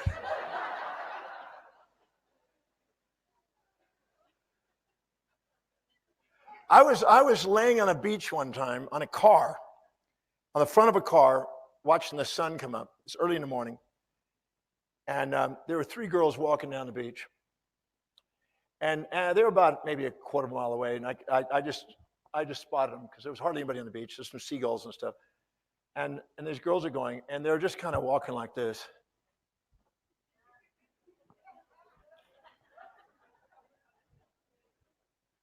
And all of a sudden, they spotted a guy on a car. They were far enough away to know that I was. They had the assumption that I was attractive. As they got closer, it changed. But as they were getting approached, they couldn't quite see me yet.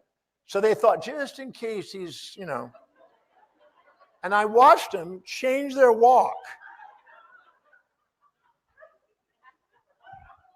Like this. 2.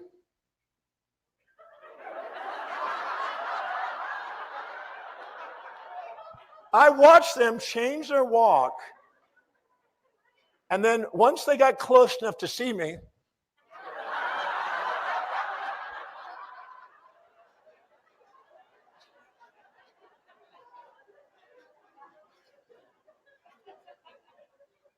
and as I was sitting there, I couldn't see them, so I was.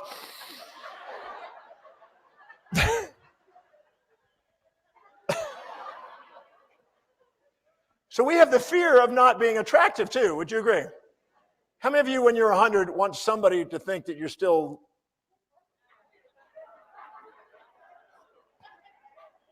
Raise your hand if you want to be 100. And when you're a shriveled old prune. See, that's why we lose our eyesight, to save us. It's the only thing that makes sense. But we have the fear of not having health and a fear of losing our looks. And the last fear is we have the fear of breaking the morals and ethics of some spiritual authority that we've given power to. So the second we get around somebody we think has more spiritual awareness than that, we can minimize ourselves to them, put them on a pedestal, try to live in their morals and their value system, and then beat ourselves up and feel guilty about it, instead of live true to ourselves. Do you know that I'll make a statement, in the breakthrough experience, I've proven to people that nobody ever makes a mistake in their own values. The only time you ever think you make a mistake is when you're comparing your actions to somebody else's values you've injected, and you hear in your head imperative language, I should, I supposed to, I have to, I got to, I have to, I must. The imperative language is a superego injection of other people's values into your life that you think you're supposed to be living by. But you're not here to live by somebody else's values. You're here to be authentic to yourself. And the people who have the courage to be authentic to themselves, that stand out, make the difference. If you fit in and conform and you be like everybody else, you're lost. You're a lost sheep. But if you have the courage to stand strong and according to your own highest values and go and live by what's truly masterful in your life and live according to your highest priorities and give yourself permission to do that on a daily basis. One of the greatest questions you ever ask yourself on a daily basis is, what is the highest priority thing I could be doing right now to serve the greatest number of people? What is the highest? This is what Bill Gates asks himself every day. What is the highest priority thing I can do to serve the greatest number of people with the resources I have right now? What is that one thing that allows me to do something extraordinary on the planet right now? As long as you're living by your highest value and you move into the executive center and you're more objective and you're more resilient and more adaptable and more balanced in your perspective, you don't have the fear of loss of things. You don't have the fear of gain of things. All you have is the vision of what's possible, what you can do in your life. And you're not down in your amygdala trying to avoid something that's unavoidable and trying to gain something that's unachievable. Because the second you go after a fantasy, you'll create a phobia. A phobia is trying to get you to know that you're striving for a fantasy, you're not objective, and the purpose of the executive center and the forebrain is trying to get you to set real goals in real time with real objectives that are really meaningful to you, and to put a strategy in place and to mitigate the risk so you set real goals that are not fantasies and one-sided, that have both sides so they're achievable. And so your fear is your friend. Your fear is your feedback, letting you know that you're not balanced yet, you're fantasizing, and you're holding on to a fantasy that you're fearing the loss of, and you're holding on to a nightmare that you're fearing the gain of, and you're distracted, and it's trying to let you know you're living in your animal brain instead of your human brain up at the top. And that's why living by your highest values and prioritizing your life on a daily basis is the greatest thing I can tell you to do. That's the one thing, a highest priority action I know that give you the greatest results. Let me understand that on a daily basis. I learned that from Mary Kay Cosmetics. She basically said, when I asked her, what advice could you give a young boy? I was 33 at the time. I said, what advice can you give a young man who aspires to do something amazing, or 31, I think, something amazing and travel the world and speak? And she said, write down every single day the 6 or 7 highest priority actions you can do today that can help you fulfill your dream. And I wrote them down on index cards, and I kept the index cards, and I look at what's the highest priority. And I sat and I meditated. I logged every night. I still do it every night. I document everything I got to do in the day that I'm grateful for, and I log them. That way, when I get up in the morning, I can review the things that I'm grateful for, and it starts my day with a gratitude, which opens up heart and allows me to be more authentic and clear. And then I ask, what's the highest priority action step I can do today that can help me fulfill the greatest service in the world? And after doing that and writing it down and keeping records of it and looking what were the ones that were keep showing up most frequently, the priorities of the priorities of the priorities, for me, it came out research, write, travel, teach. And so then I made a commitment to delegate all lower priority things and get on with the highest priority things, because as long as I'm doing what's highest in my priority, I'm living an inspired life.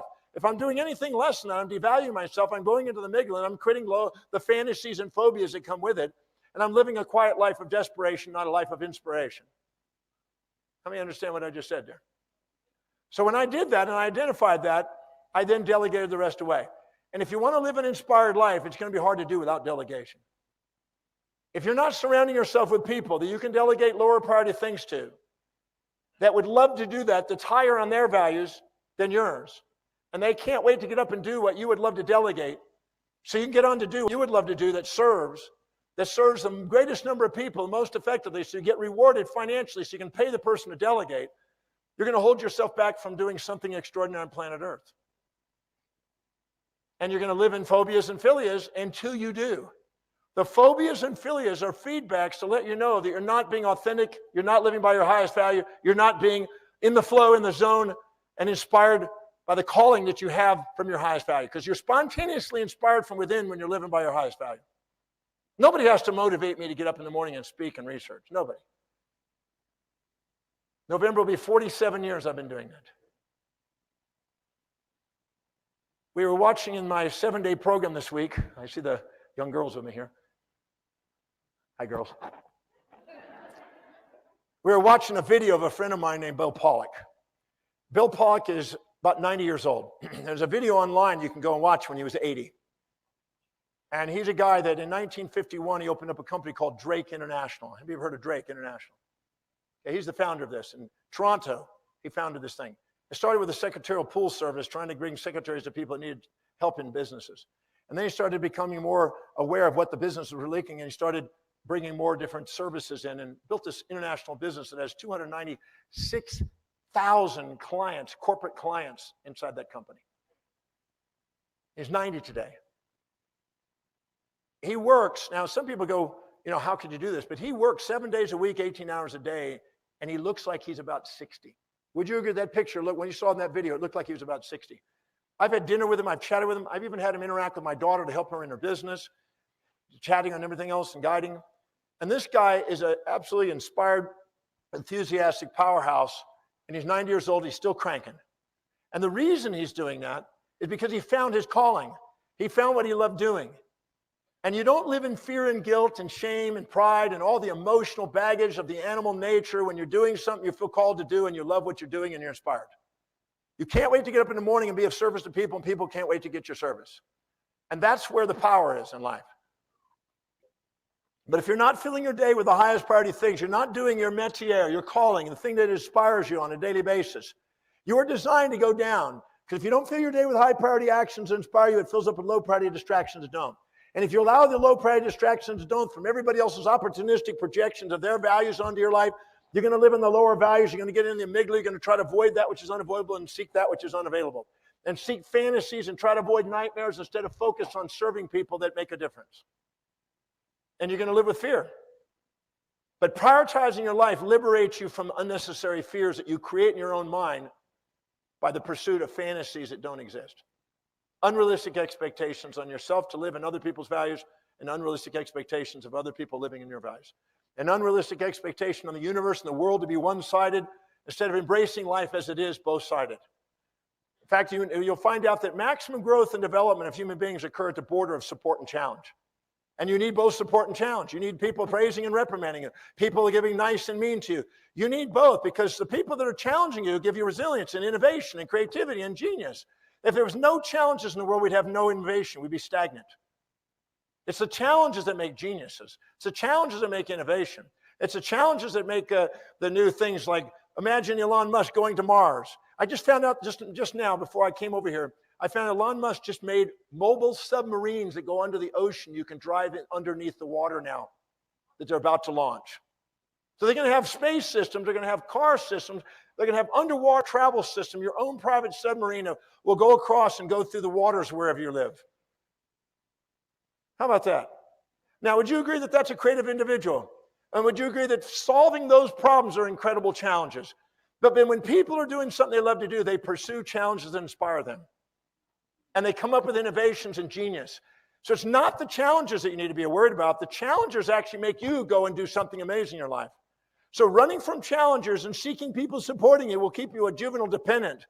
But tackling the challenges, embracing them, and knowing that they're trying to get you in equilibrium will allow you to go out and do something extraordinary with your life. So instead of running from fear, listen to what it's trying to whisper to you. It's trying to tell you that somehow you're not prioritized. You've got some unbalanced expectation on yourself or others. You're trying to let them, others, and you're living your values. You're trying to live in somebody else's values. You're having a goal that's not objective and not mitigated the risks and dampening the fantasies that are associated with it.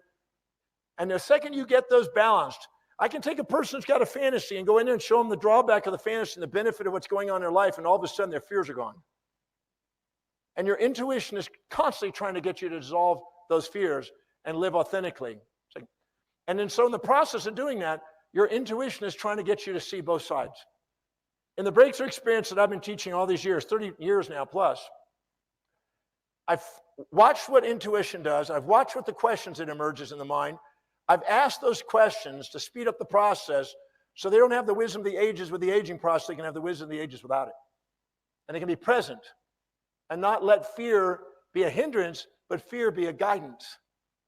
And allow them to do something with their life by the second they start to set a goal that's not quite objective, not quite balanced, that's not fair and not equitable with themselves or other people. And the second they're judging, up it comes to let them know that, to make sure that they go and not walk with a subjective bias, but to actually get back into objectivity and back on track. It's your friend. It's not your enemy. And most of your positive thinking people try to get you to go think of only the positive and get rid of all your negative. Well, raise your hand if you've been trying to get rid of all your negativity and you still got your negativity in your life at times. It's a waste of time. I'm not a positive thinking. I'm not a negative thinking. I'm a human being with both. And I know that both can be skewed and imbalanced. and they lead me back into the center where I can see both sides, where I can love again. I really believe that love is the answer to all problems to life. And I don't mean romantic love, although that doesn't hurt sometimes.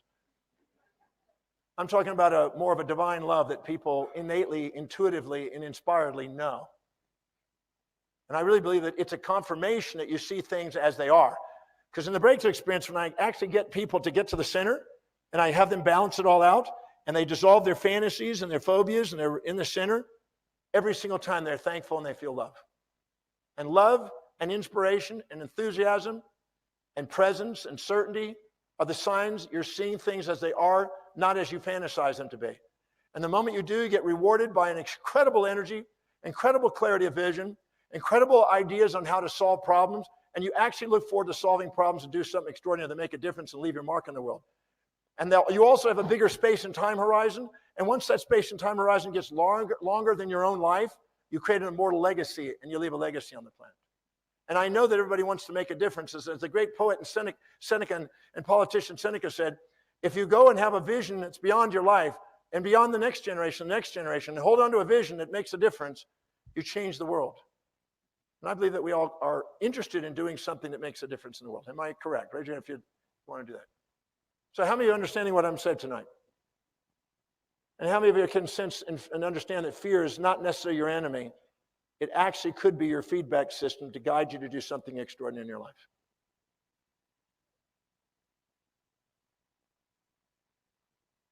One last story. When I was 18 years old, I had a dream to travel the world and teach. Raise your hand if you know you have a dream inside. I had a dream of traveling the world and teaching. I was told in first grade that I would never be able to read, never be able to write, never be able to communicate, never amount to anything, never go very far in life.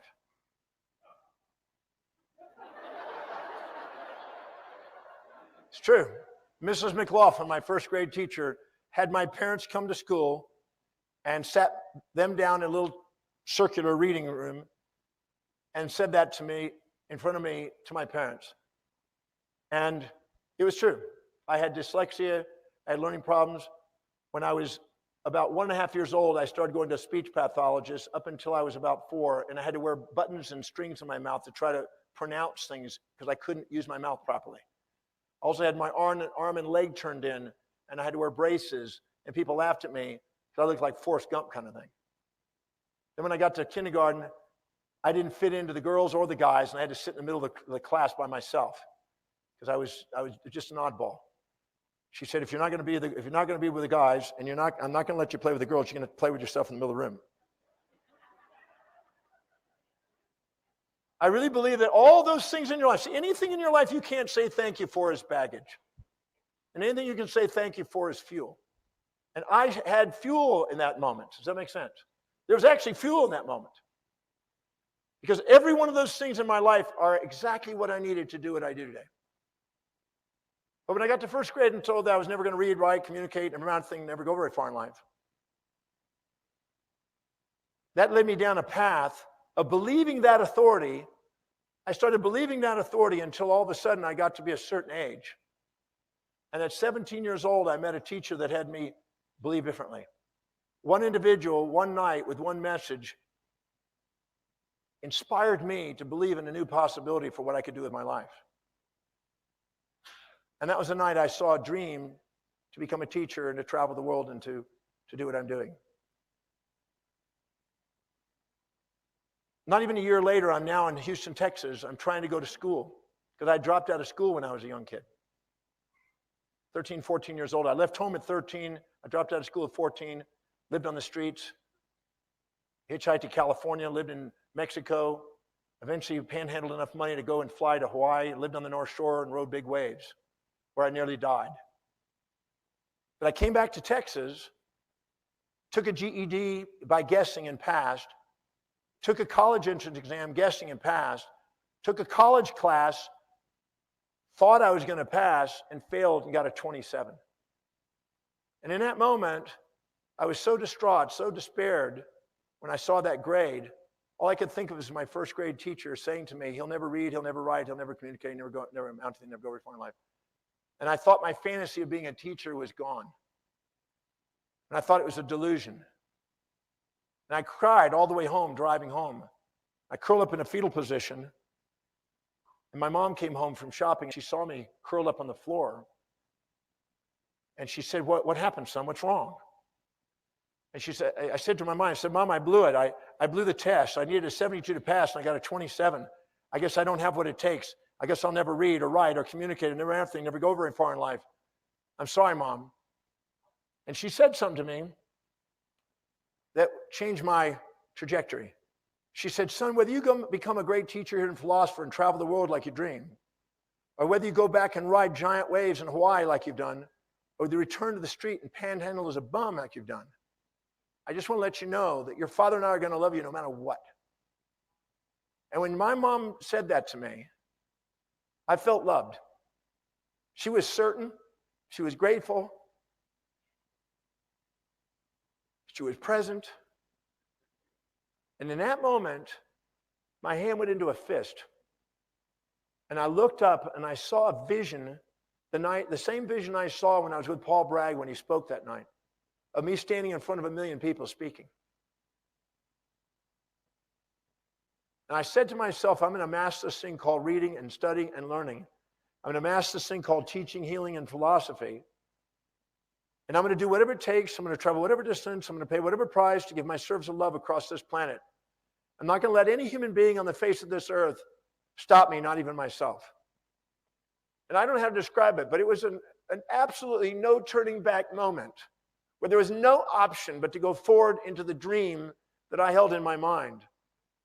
And at that moment, I was so crystal clear, my executive center came online. I got up and I hugged my mom and I went into my room. I locked myself in a room with a dictionary and I started memorizing 30 words a day on a dictionary until the words in that dictionary become part of my life, until I had enough words to be able to pass school. And when I did, I didn't stop. I just kept going until I started passing school and excelling in school. And then all of a sudden, by divine providence and human sovereignty, the actions, because they were prioritized, attracted people, places, things, ideas, and events into my life that led me to go and do what I'm doing today, standing here today. So no matter what you go through your life, everything is on the way, not in the way. But it's taking the time to not wait for the aging process to see it. It's about looking right now and seeing that if you think there's more downsides, where's the upside? If you think there's more upsides, where's the downsides? To see both sides. Because when you see the magnificence of both sides, you see the hidden order in your apparent chaos, and you feel grateful for the opportunity to go down the path in the middle. And you realize that there was no mistake what's happened in your life. It's an opportunity to do something extraordinary with every moment. So fear is not your enemy. Fear is also your friend. But if you perceive it in such a way that it's in the way and not on the way, it'll hold you in your own prison. But if you see it on the way, not in the way, it will guide you to what's not balanced, to sort it through until it's balanced with your intuition and until you're inspired. I'm just grateful that I found out that fear was my friend, not my enemy, so I could take my fears and use them. One last thing as I'm about to close, and we'll go to Q&A. There's a gentleman named Pat Falvey who's in Ireland. He's an amazing guy. He's an adventurist. He's climbed to Mount Everest, to the peak, 4 times. He's climbed to the 7 peaks of the world, twice each. He's walked to the North and South Pole by himself. He swam the entire length of the Amazon River. And he's lived in the jungle with people that have never been seen by other parts of culture. He's an adventurist, and he asks himself one question every day. What is my biggest fear right now, and how do I use it to my greatest advantage and do something with it? Pat Falvey. Okay. Raise your hand if this has been helpful tonight. Okay, we'll do a Q&A. Just stick around. Don't go away, because at the end of the Q&A, and I'll say something at the end, it's great, and there's an opportunity at the end too. And we're going to do a Q&A. Ladies and gentlemen, Dr. John Demartini.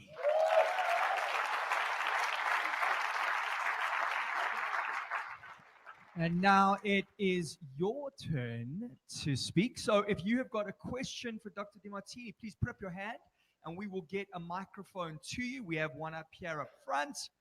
And our microphone is on its way. There it comes. I did it with Michael. Excellent. Okay. Thank you for the talk. Fantastic. Thank you. When you were talking about the polarities of resentment versus putting someone on a pedestal, Yes. I also thought of a few instances, very clear ones, where I was doing both of them at the same time. Yes.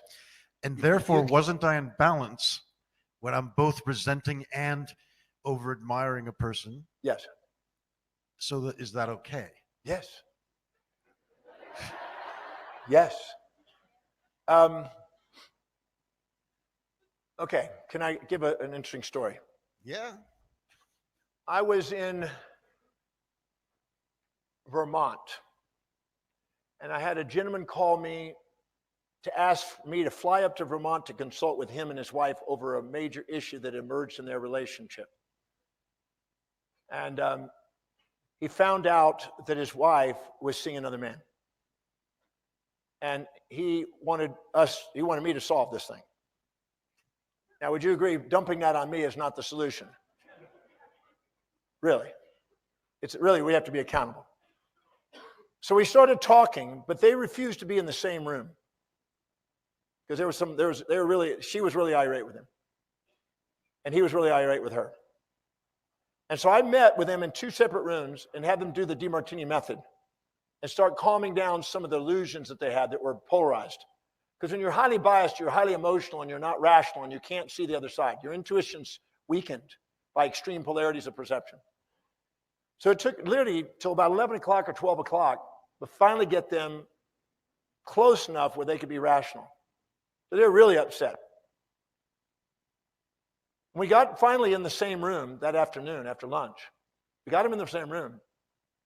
We finished up some last minute kind of imbalances. She was infatuated with another guy that she had had an affair with for 8 years. But she didn't want to go out and be with that man because she was afraid that she wanted to make sure that man was done, and he was still married at the time, and he had to go through a divorce process before she could then leave her husband. But she wanted to make sure that this guy was solid because she didn't want to go out there and find out it wasn't what she thought and then walk away from something that's at least better than nothing. Does that make any sense? I'm just being real about it.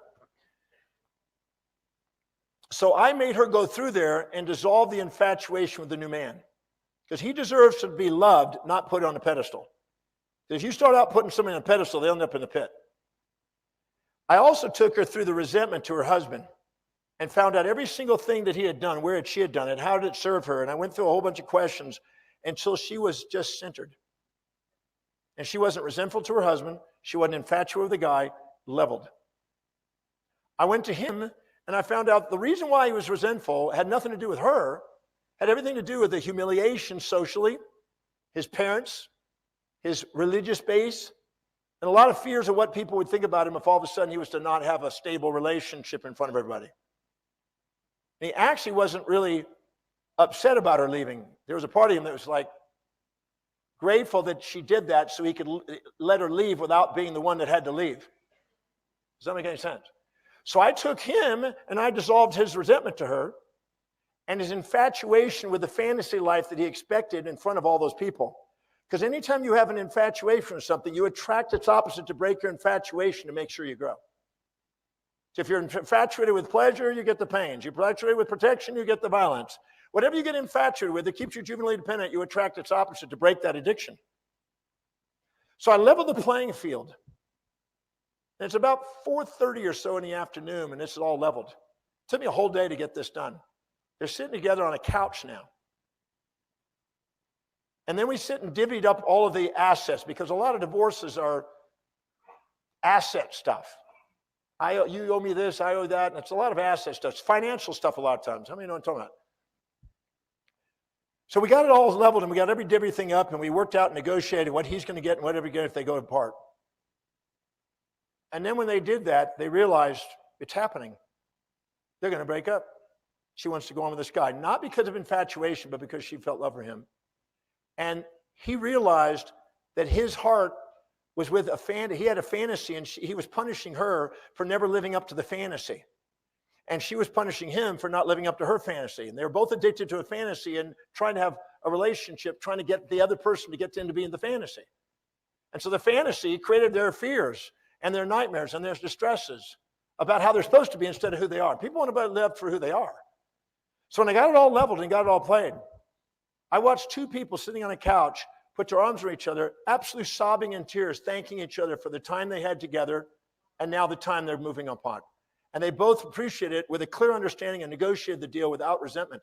It was an amazing thing. Instead of getting lawyers involved, which cost money, that keep it active, they just decided what they were going to do and had their mediator and lawyers take care of the thing and make it through. And I saw him about 3 years later. He had a new woman in his life. He said the greatest thing that ever happened is what she had done. So instead of waiting for the days and weeks and months and years to go by, I helped him see it without having to wait.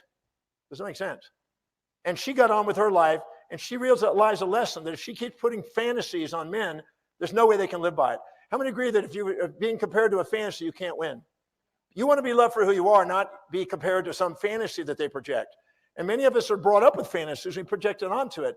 So if you all of a sudden have an infatuation with one and resent for the other, if you clear them out, you get to find out what your heart is. And taking actions out of your heart with integrity is what works. And it doesn't necessarily fit into social bullshit, social rules, religious rules in every case. And you have to have the courage to walk your own path instead of sitting subordinating to traditions, conventions, and people and mothers and fathers and all the other people out there, because nobody gets up in their life in the morning and dedicates their life to your fulfillment. And if you're not doing it, everybody else is going to impose on your life. If you don't empower yourself physically, intellectually, you'll be told what to think. You don't empower yourself, in business, you'll be told what to do. You don't empower yourself financially, you'll be told what you're worth. Don't empower yourself in a relationship, you'll be in a fantasy world and stuck in that. You don't empower yourself socially, you'll be told what propaganda to believe. Don't empower yourself physically, you'll be told what drugs to take out, right, or drugs to be given and what organs to take out. If you don't empower yourself spiritually, you may be hanging on to something that may be an antiquated tradition, that may be dogmatic, that's not even real. And that's not how to live an inspired life. So I don't know if that question is answered, but I think so.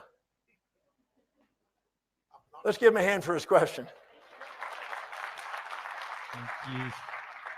Let's take another question on this side.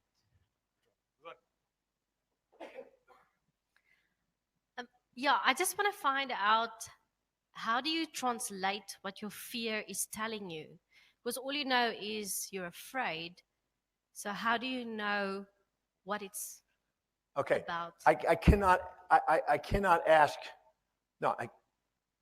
thank you enough for asking that question, because I possibly would have gone through tonight without saying something. I really want you to write this down. Please, I completely forgot this, and you just made sure I didn't forget it. And I want you to write this and think about this deeply. There is no such thing as fear of the unknown. There's no such thing as fear of the unknown. I get told that pretty well weekly. I got fear, but I don't know what it is. I can't put my finger on it. So write this down. You cannot have fear of the unknown. You can only have the fear of the content in your mind when you're feeling the fear. You can only have the fear of the content in your mind while you're feeling the fear. Because you can change the content and not feel the fear. So when somebody says, I don't know what it is, it means they're not stopping and getting present and asking the right questions to become aware of what's in the mind at that moment. But actually in the mind, there's no way you can have that feeling of fear unless you're thinking that you're about to experience in the future more negatives and positives, more pains and pleasures, more disadvantage and advantage in your moment, in that moment. So you stop, don't run the bullshit story that I don't know, and you stop and go, what exactly is ruminating in my mind at this very second while I'm feeling the fear? And you will find out that it's one of those fears I mentioned. It's the fear of loss of something you're seeking, or it's the fear of gain of something you're trying to avoid. And you just got to find out. It's in any of those 7 areas of life that we just mentioned, but it always boils down to that. So let's go to a moment you actually had a fear. Think of a time you actually had a fear. Okay, so Tuesday, you have a deadline coming up, and you have a fear right now of not meeting that deadline. So you fear the loss of what's going to happen, of what you're going to gain. If you get it done on time, you're going to get something. If you don't, you fear you're going to lose something. Got it? Okay, so can you say, what are you afraid you're going to lose if all of a sudden it's not done on time? Your job. So can you see you have a perception that having that job is more secure than not having it? And you have an infatuation with having that job, and you have a fear of losing that job. So it's not fear of the unknown, it's fear of, if I don't do this job, I could lose that job, and I'm assuming there's going to be more drawbacks and benefits. Now, do you love that job? Okay. She said no. In fact, her body language said no. Okay? So do you think that her unconsciousness is making sure that she's put herself in this situation so she will eventually go on to what's really important to her? I want to write this down too. That all of your emotions are unconscious strategies to eventually get you authenticity. Every symptom in your body, I've been studying physiology, and I'm absolutely certain that every symptom in your body is a physiological feedback mechanism to get you authentic. And all the symptoms in your business are nothing more than feedback mechanisms to get you authentic and integral in your business. And all the symptoms in your social life and all the symptoms in your financial life are mechanisms to get you in equanimity and get you back in integrity. So if you're in a job that you're not inspired by, you're not engaged on, you got two things you can do. Either go out and do something you love, delegating something, go out and do what you love by getting your own career, or get another job and be truthful to yourself, or go find out how what you're doing right now is a stepping stone to help you get to that next job. But either way, if you're not engaged in it, you're going to have that anxiety. So it's never an unknown. It's never fear of the unknown. It's fear of the loss of something you're holding on to that you're afraid of losing, or the fear of what's going to happen that's going to get, in this case, the fear of being fired means that you're going to have bills without an income. Okay, so but listen now. A person that doesn't have a value on wealth building, that isn't saving and investing and putting money into assets, is going to always live on empty. And there's no lack of money out there. There's no lack. I made a talk at a church one time.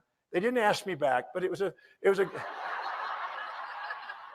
I did this talk, and I made a statement that really stirred stuff up. And they didn't like me, but the minister came up to me afterwards and he said, "Man, you hit too deep for us. And that's going to hurt." Raise your hand if it's okay if I hurt you right now. I don't see any hands up. I said, if you're impoverished or poor, it's because you're not caring about humanity.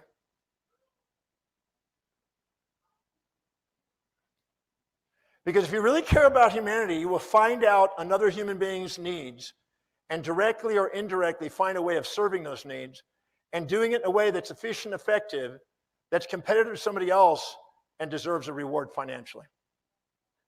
I was 9 years old when I went to my dad and I said, "Dad, I want to make some money. I want to buy a baseball and a glove and a bat." And he said, "Fine, son."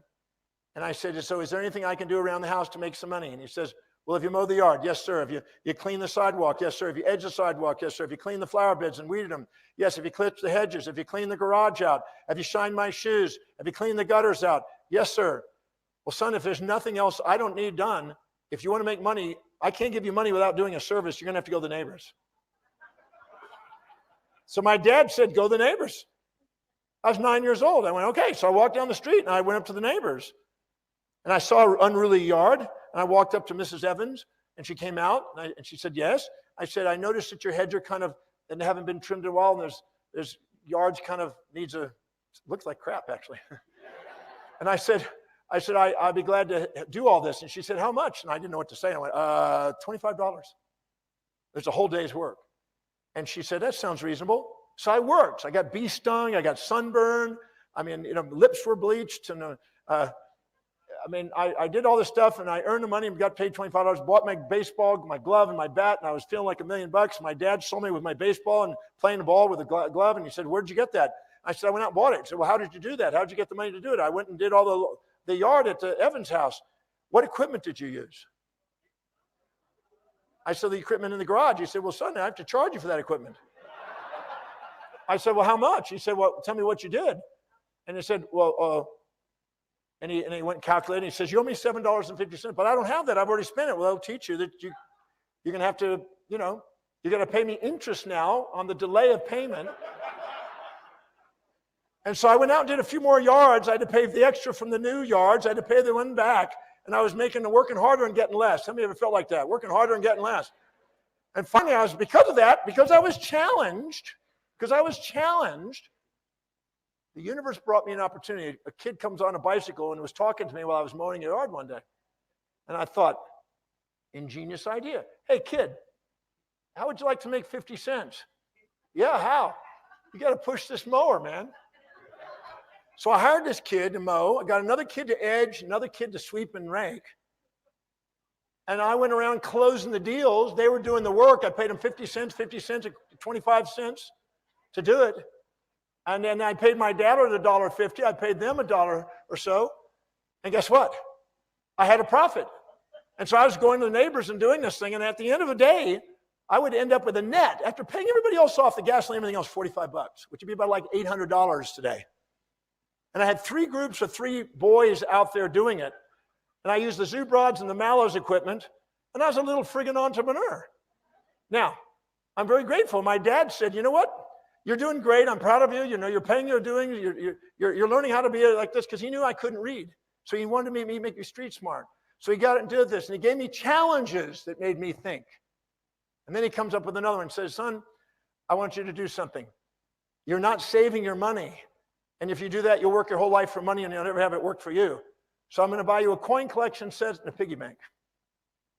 So he gave me this coin collection set, and I started putting coins in there. In those days, they're, Buffalo nickels and 1901 pennies and things were available. And I built up this piggy bank. In 1963, I picked up this piggy bank. In my office in Houston, Texas, on the 52nd floor of Williams Tower, where I have my office for 33 and a half years now, in the credenza behind me is the original piggy bank from 1963 that my dad got me, that is filled with the original coins that I've never opened, because he never gave me a combination or a way to open the friggin' thing. But I kept it there for a reason, because it reminded me of thinking long term. And finally, when I got to learn how to save, my dad then asked me something else. He came up to me and he said, son, you've done great. You've learned how to be a little entrepreneur, right? You learn how to serve people. You realize there's no limit on the amount of money you can earn if you're willing to serve. And you learn how to save.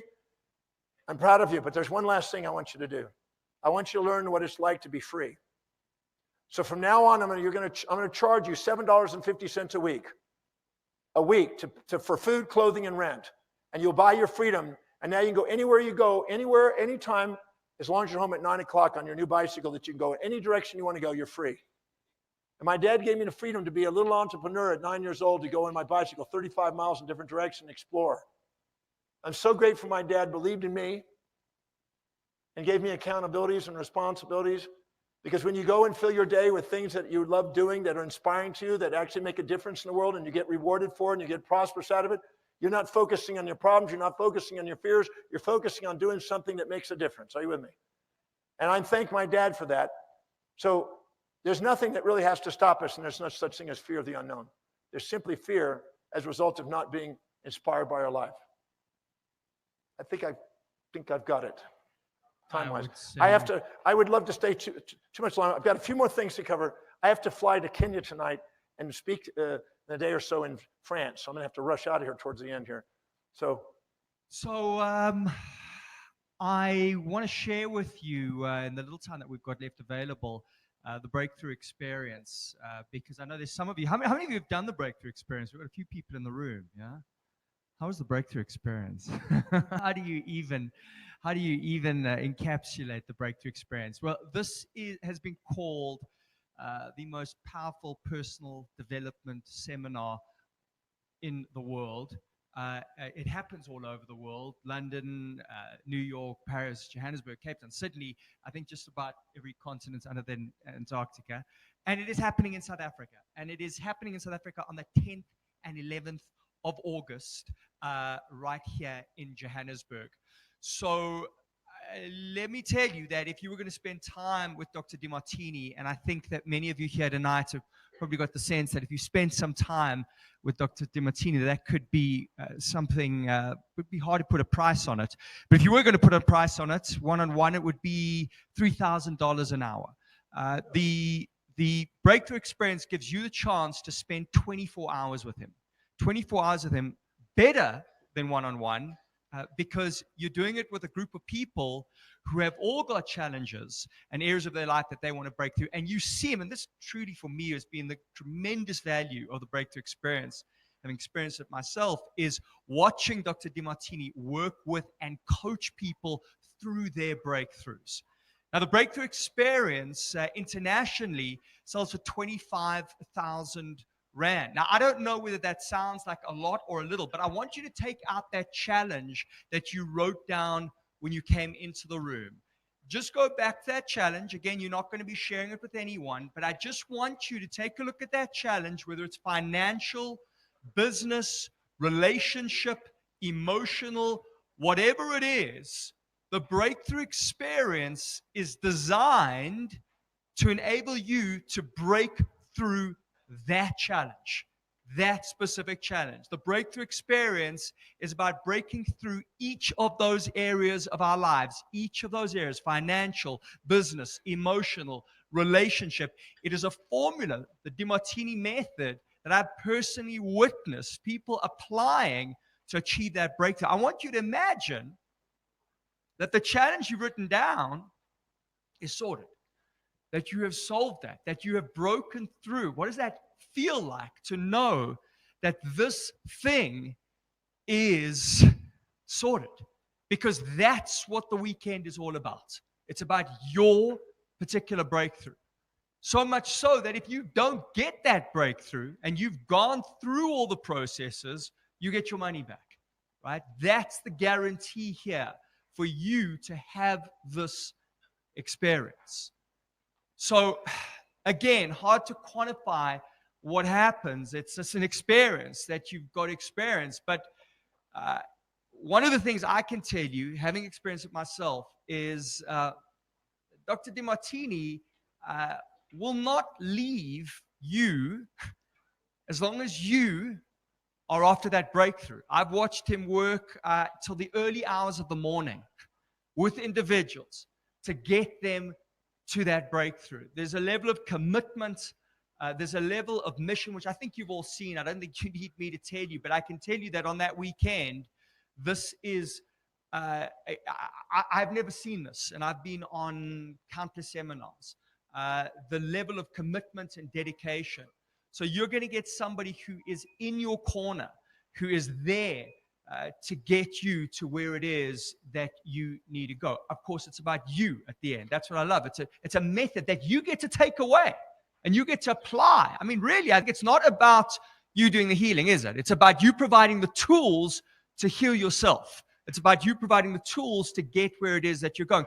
And I think for me, what is really, it's about what has happened and what can happen for you. The breakthroughs that people have experienced, people starting mega businesses, going from barely making ends meet to becoming multimillionaires, to people in the depths of depression and grief. That to me is the most phenomenal work that I've seen. My background is psychology. I've seen you do things in the room with people that I did not think was possible. It's a level of depth that gets you to places that, once again, I haven't seen before. So unbelievable work happens on that weekend. Now, the breakthrough experience, as I say, it sells for 25,000 Rand internationally. I think you can see that Dr. Demartini is on this available. I don't know if this is the reason. So, but yes, the Rand is not a strong currency, and so there is a special price for South Africa, and along with that price is not only do you get the breakthrough experience, you also get, and I believe this is really your most popular online program, which is Design Your Destiny. And Design Your Destiny is about you figuring out where it is that you're headed, helping to get that true north, and that you get started straight away as you leave tonight. You sign up, you get that. That's multiple videos, a phenomenal program. That is, if I'm not mistaken, around 5.5. So if you sign up tonight, you get Inspired Destiny along with the 2-day breakthrough experience, and Let's just get this here, make sure that I got this right. This is the event special. Folks, you'll know there always is an event special. If you sign up tonight, this is the discounted price, 18,800 Rand.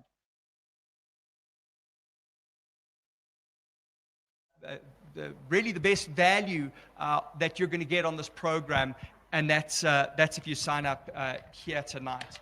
So you came there tonight because you want to get more out of your life, and I think you can see that there's a real good chance that this could be the answer. If you give yourself that opportunity tonight, remember that opportunity you effectively get risk-free with that guarantee. So you can have reasons or you can have results. And I really want to urge you to give yourself the opportunity to get those results at the lowest price that this program gets sold for. And of course, you get the Inspired Destiny at 5,500, 6,000 Rand value tonight. So if you're somebody who's really committed to having that breakthrough, to getting more out of your life, this will almost certainly be one of the greatest investments that you ever make. Now, let me say this, and Dr. Demartini and his team have been very clear that I say this to you. If there's anybody in this room who feels that they are ready for this breakthrough, and the one thing that is holding you back is the money, please speak to the people at the back of the room. Tell them where you're at and let them see what they can do for you. And right now, if you are ready to have your breakthrough, I can tell you the best thing you can do is join Dr. Demartini and his team at the back of the room to sign up for your breakthrough experience. Ladies and gentlemen, would you please join me in thanking Dr. Demartini for an unbelievable talk, yet another one.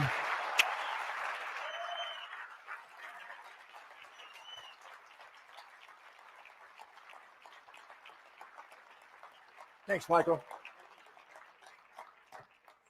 Thank you all. I look forward to seeing you when I'm back in August, and I love you. Thank you for being so magnificent to me, being here in South Africa. I've been coming here for 15 years, and you've been more than amazing for me, so I thank you for that. And thank you for considering joining me at the Breakthrough Experience. I am absolutely certain it can make a difference in your life. So I look forward to seeing you there. And thank you for being here tonight. I love you all.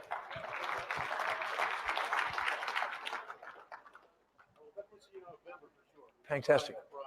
Oh, fantastic. Yes, I was just with Brian the other day.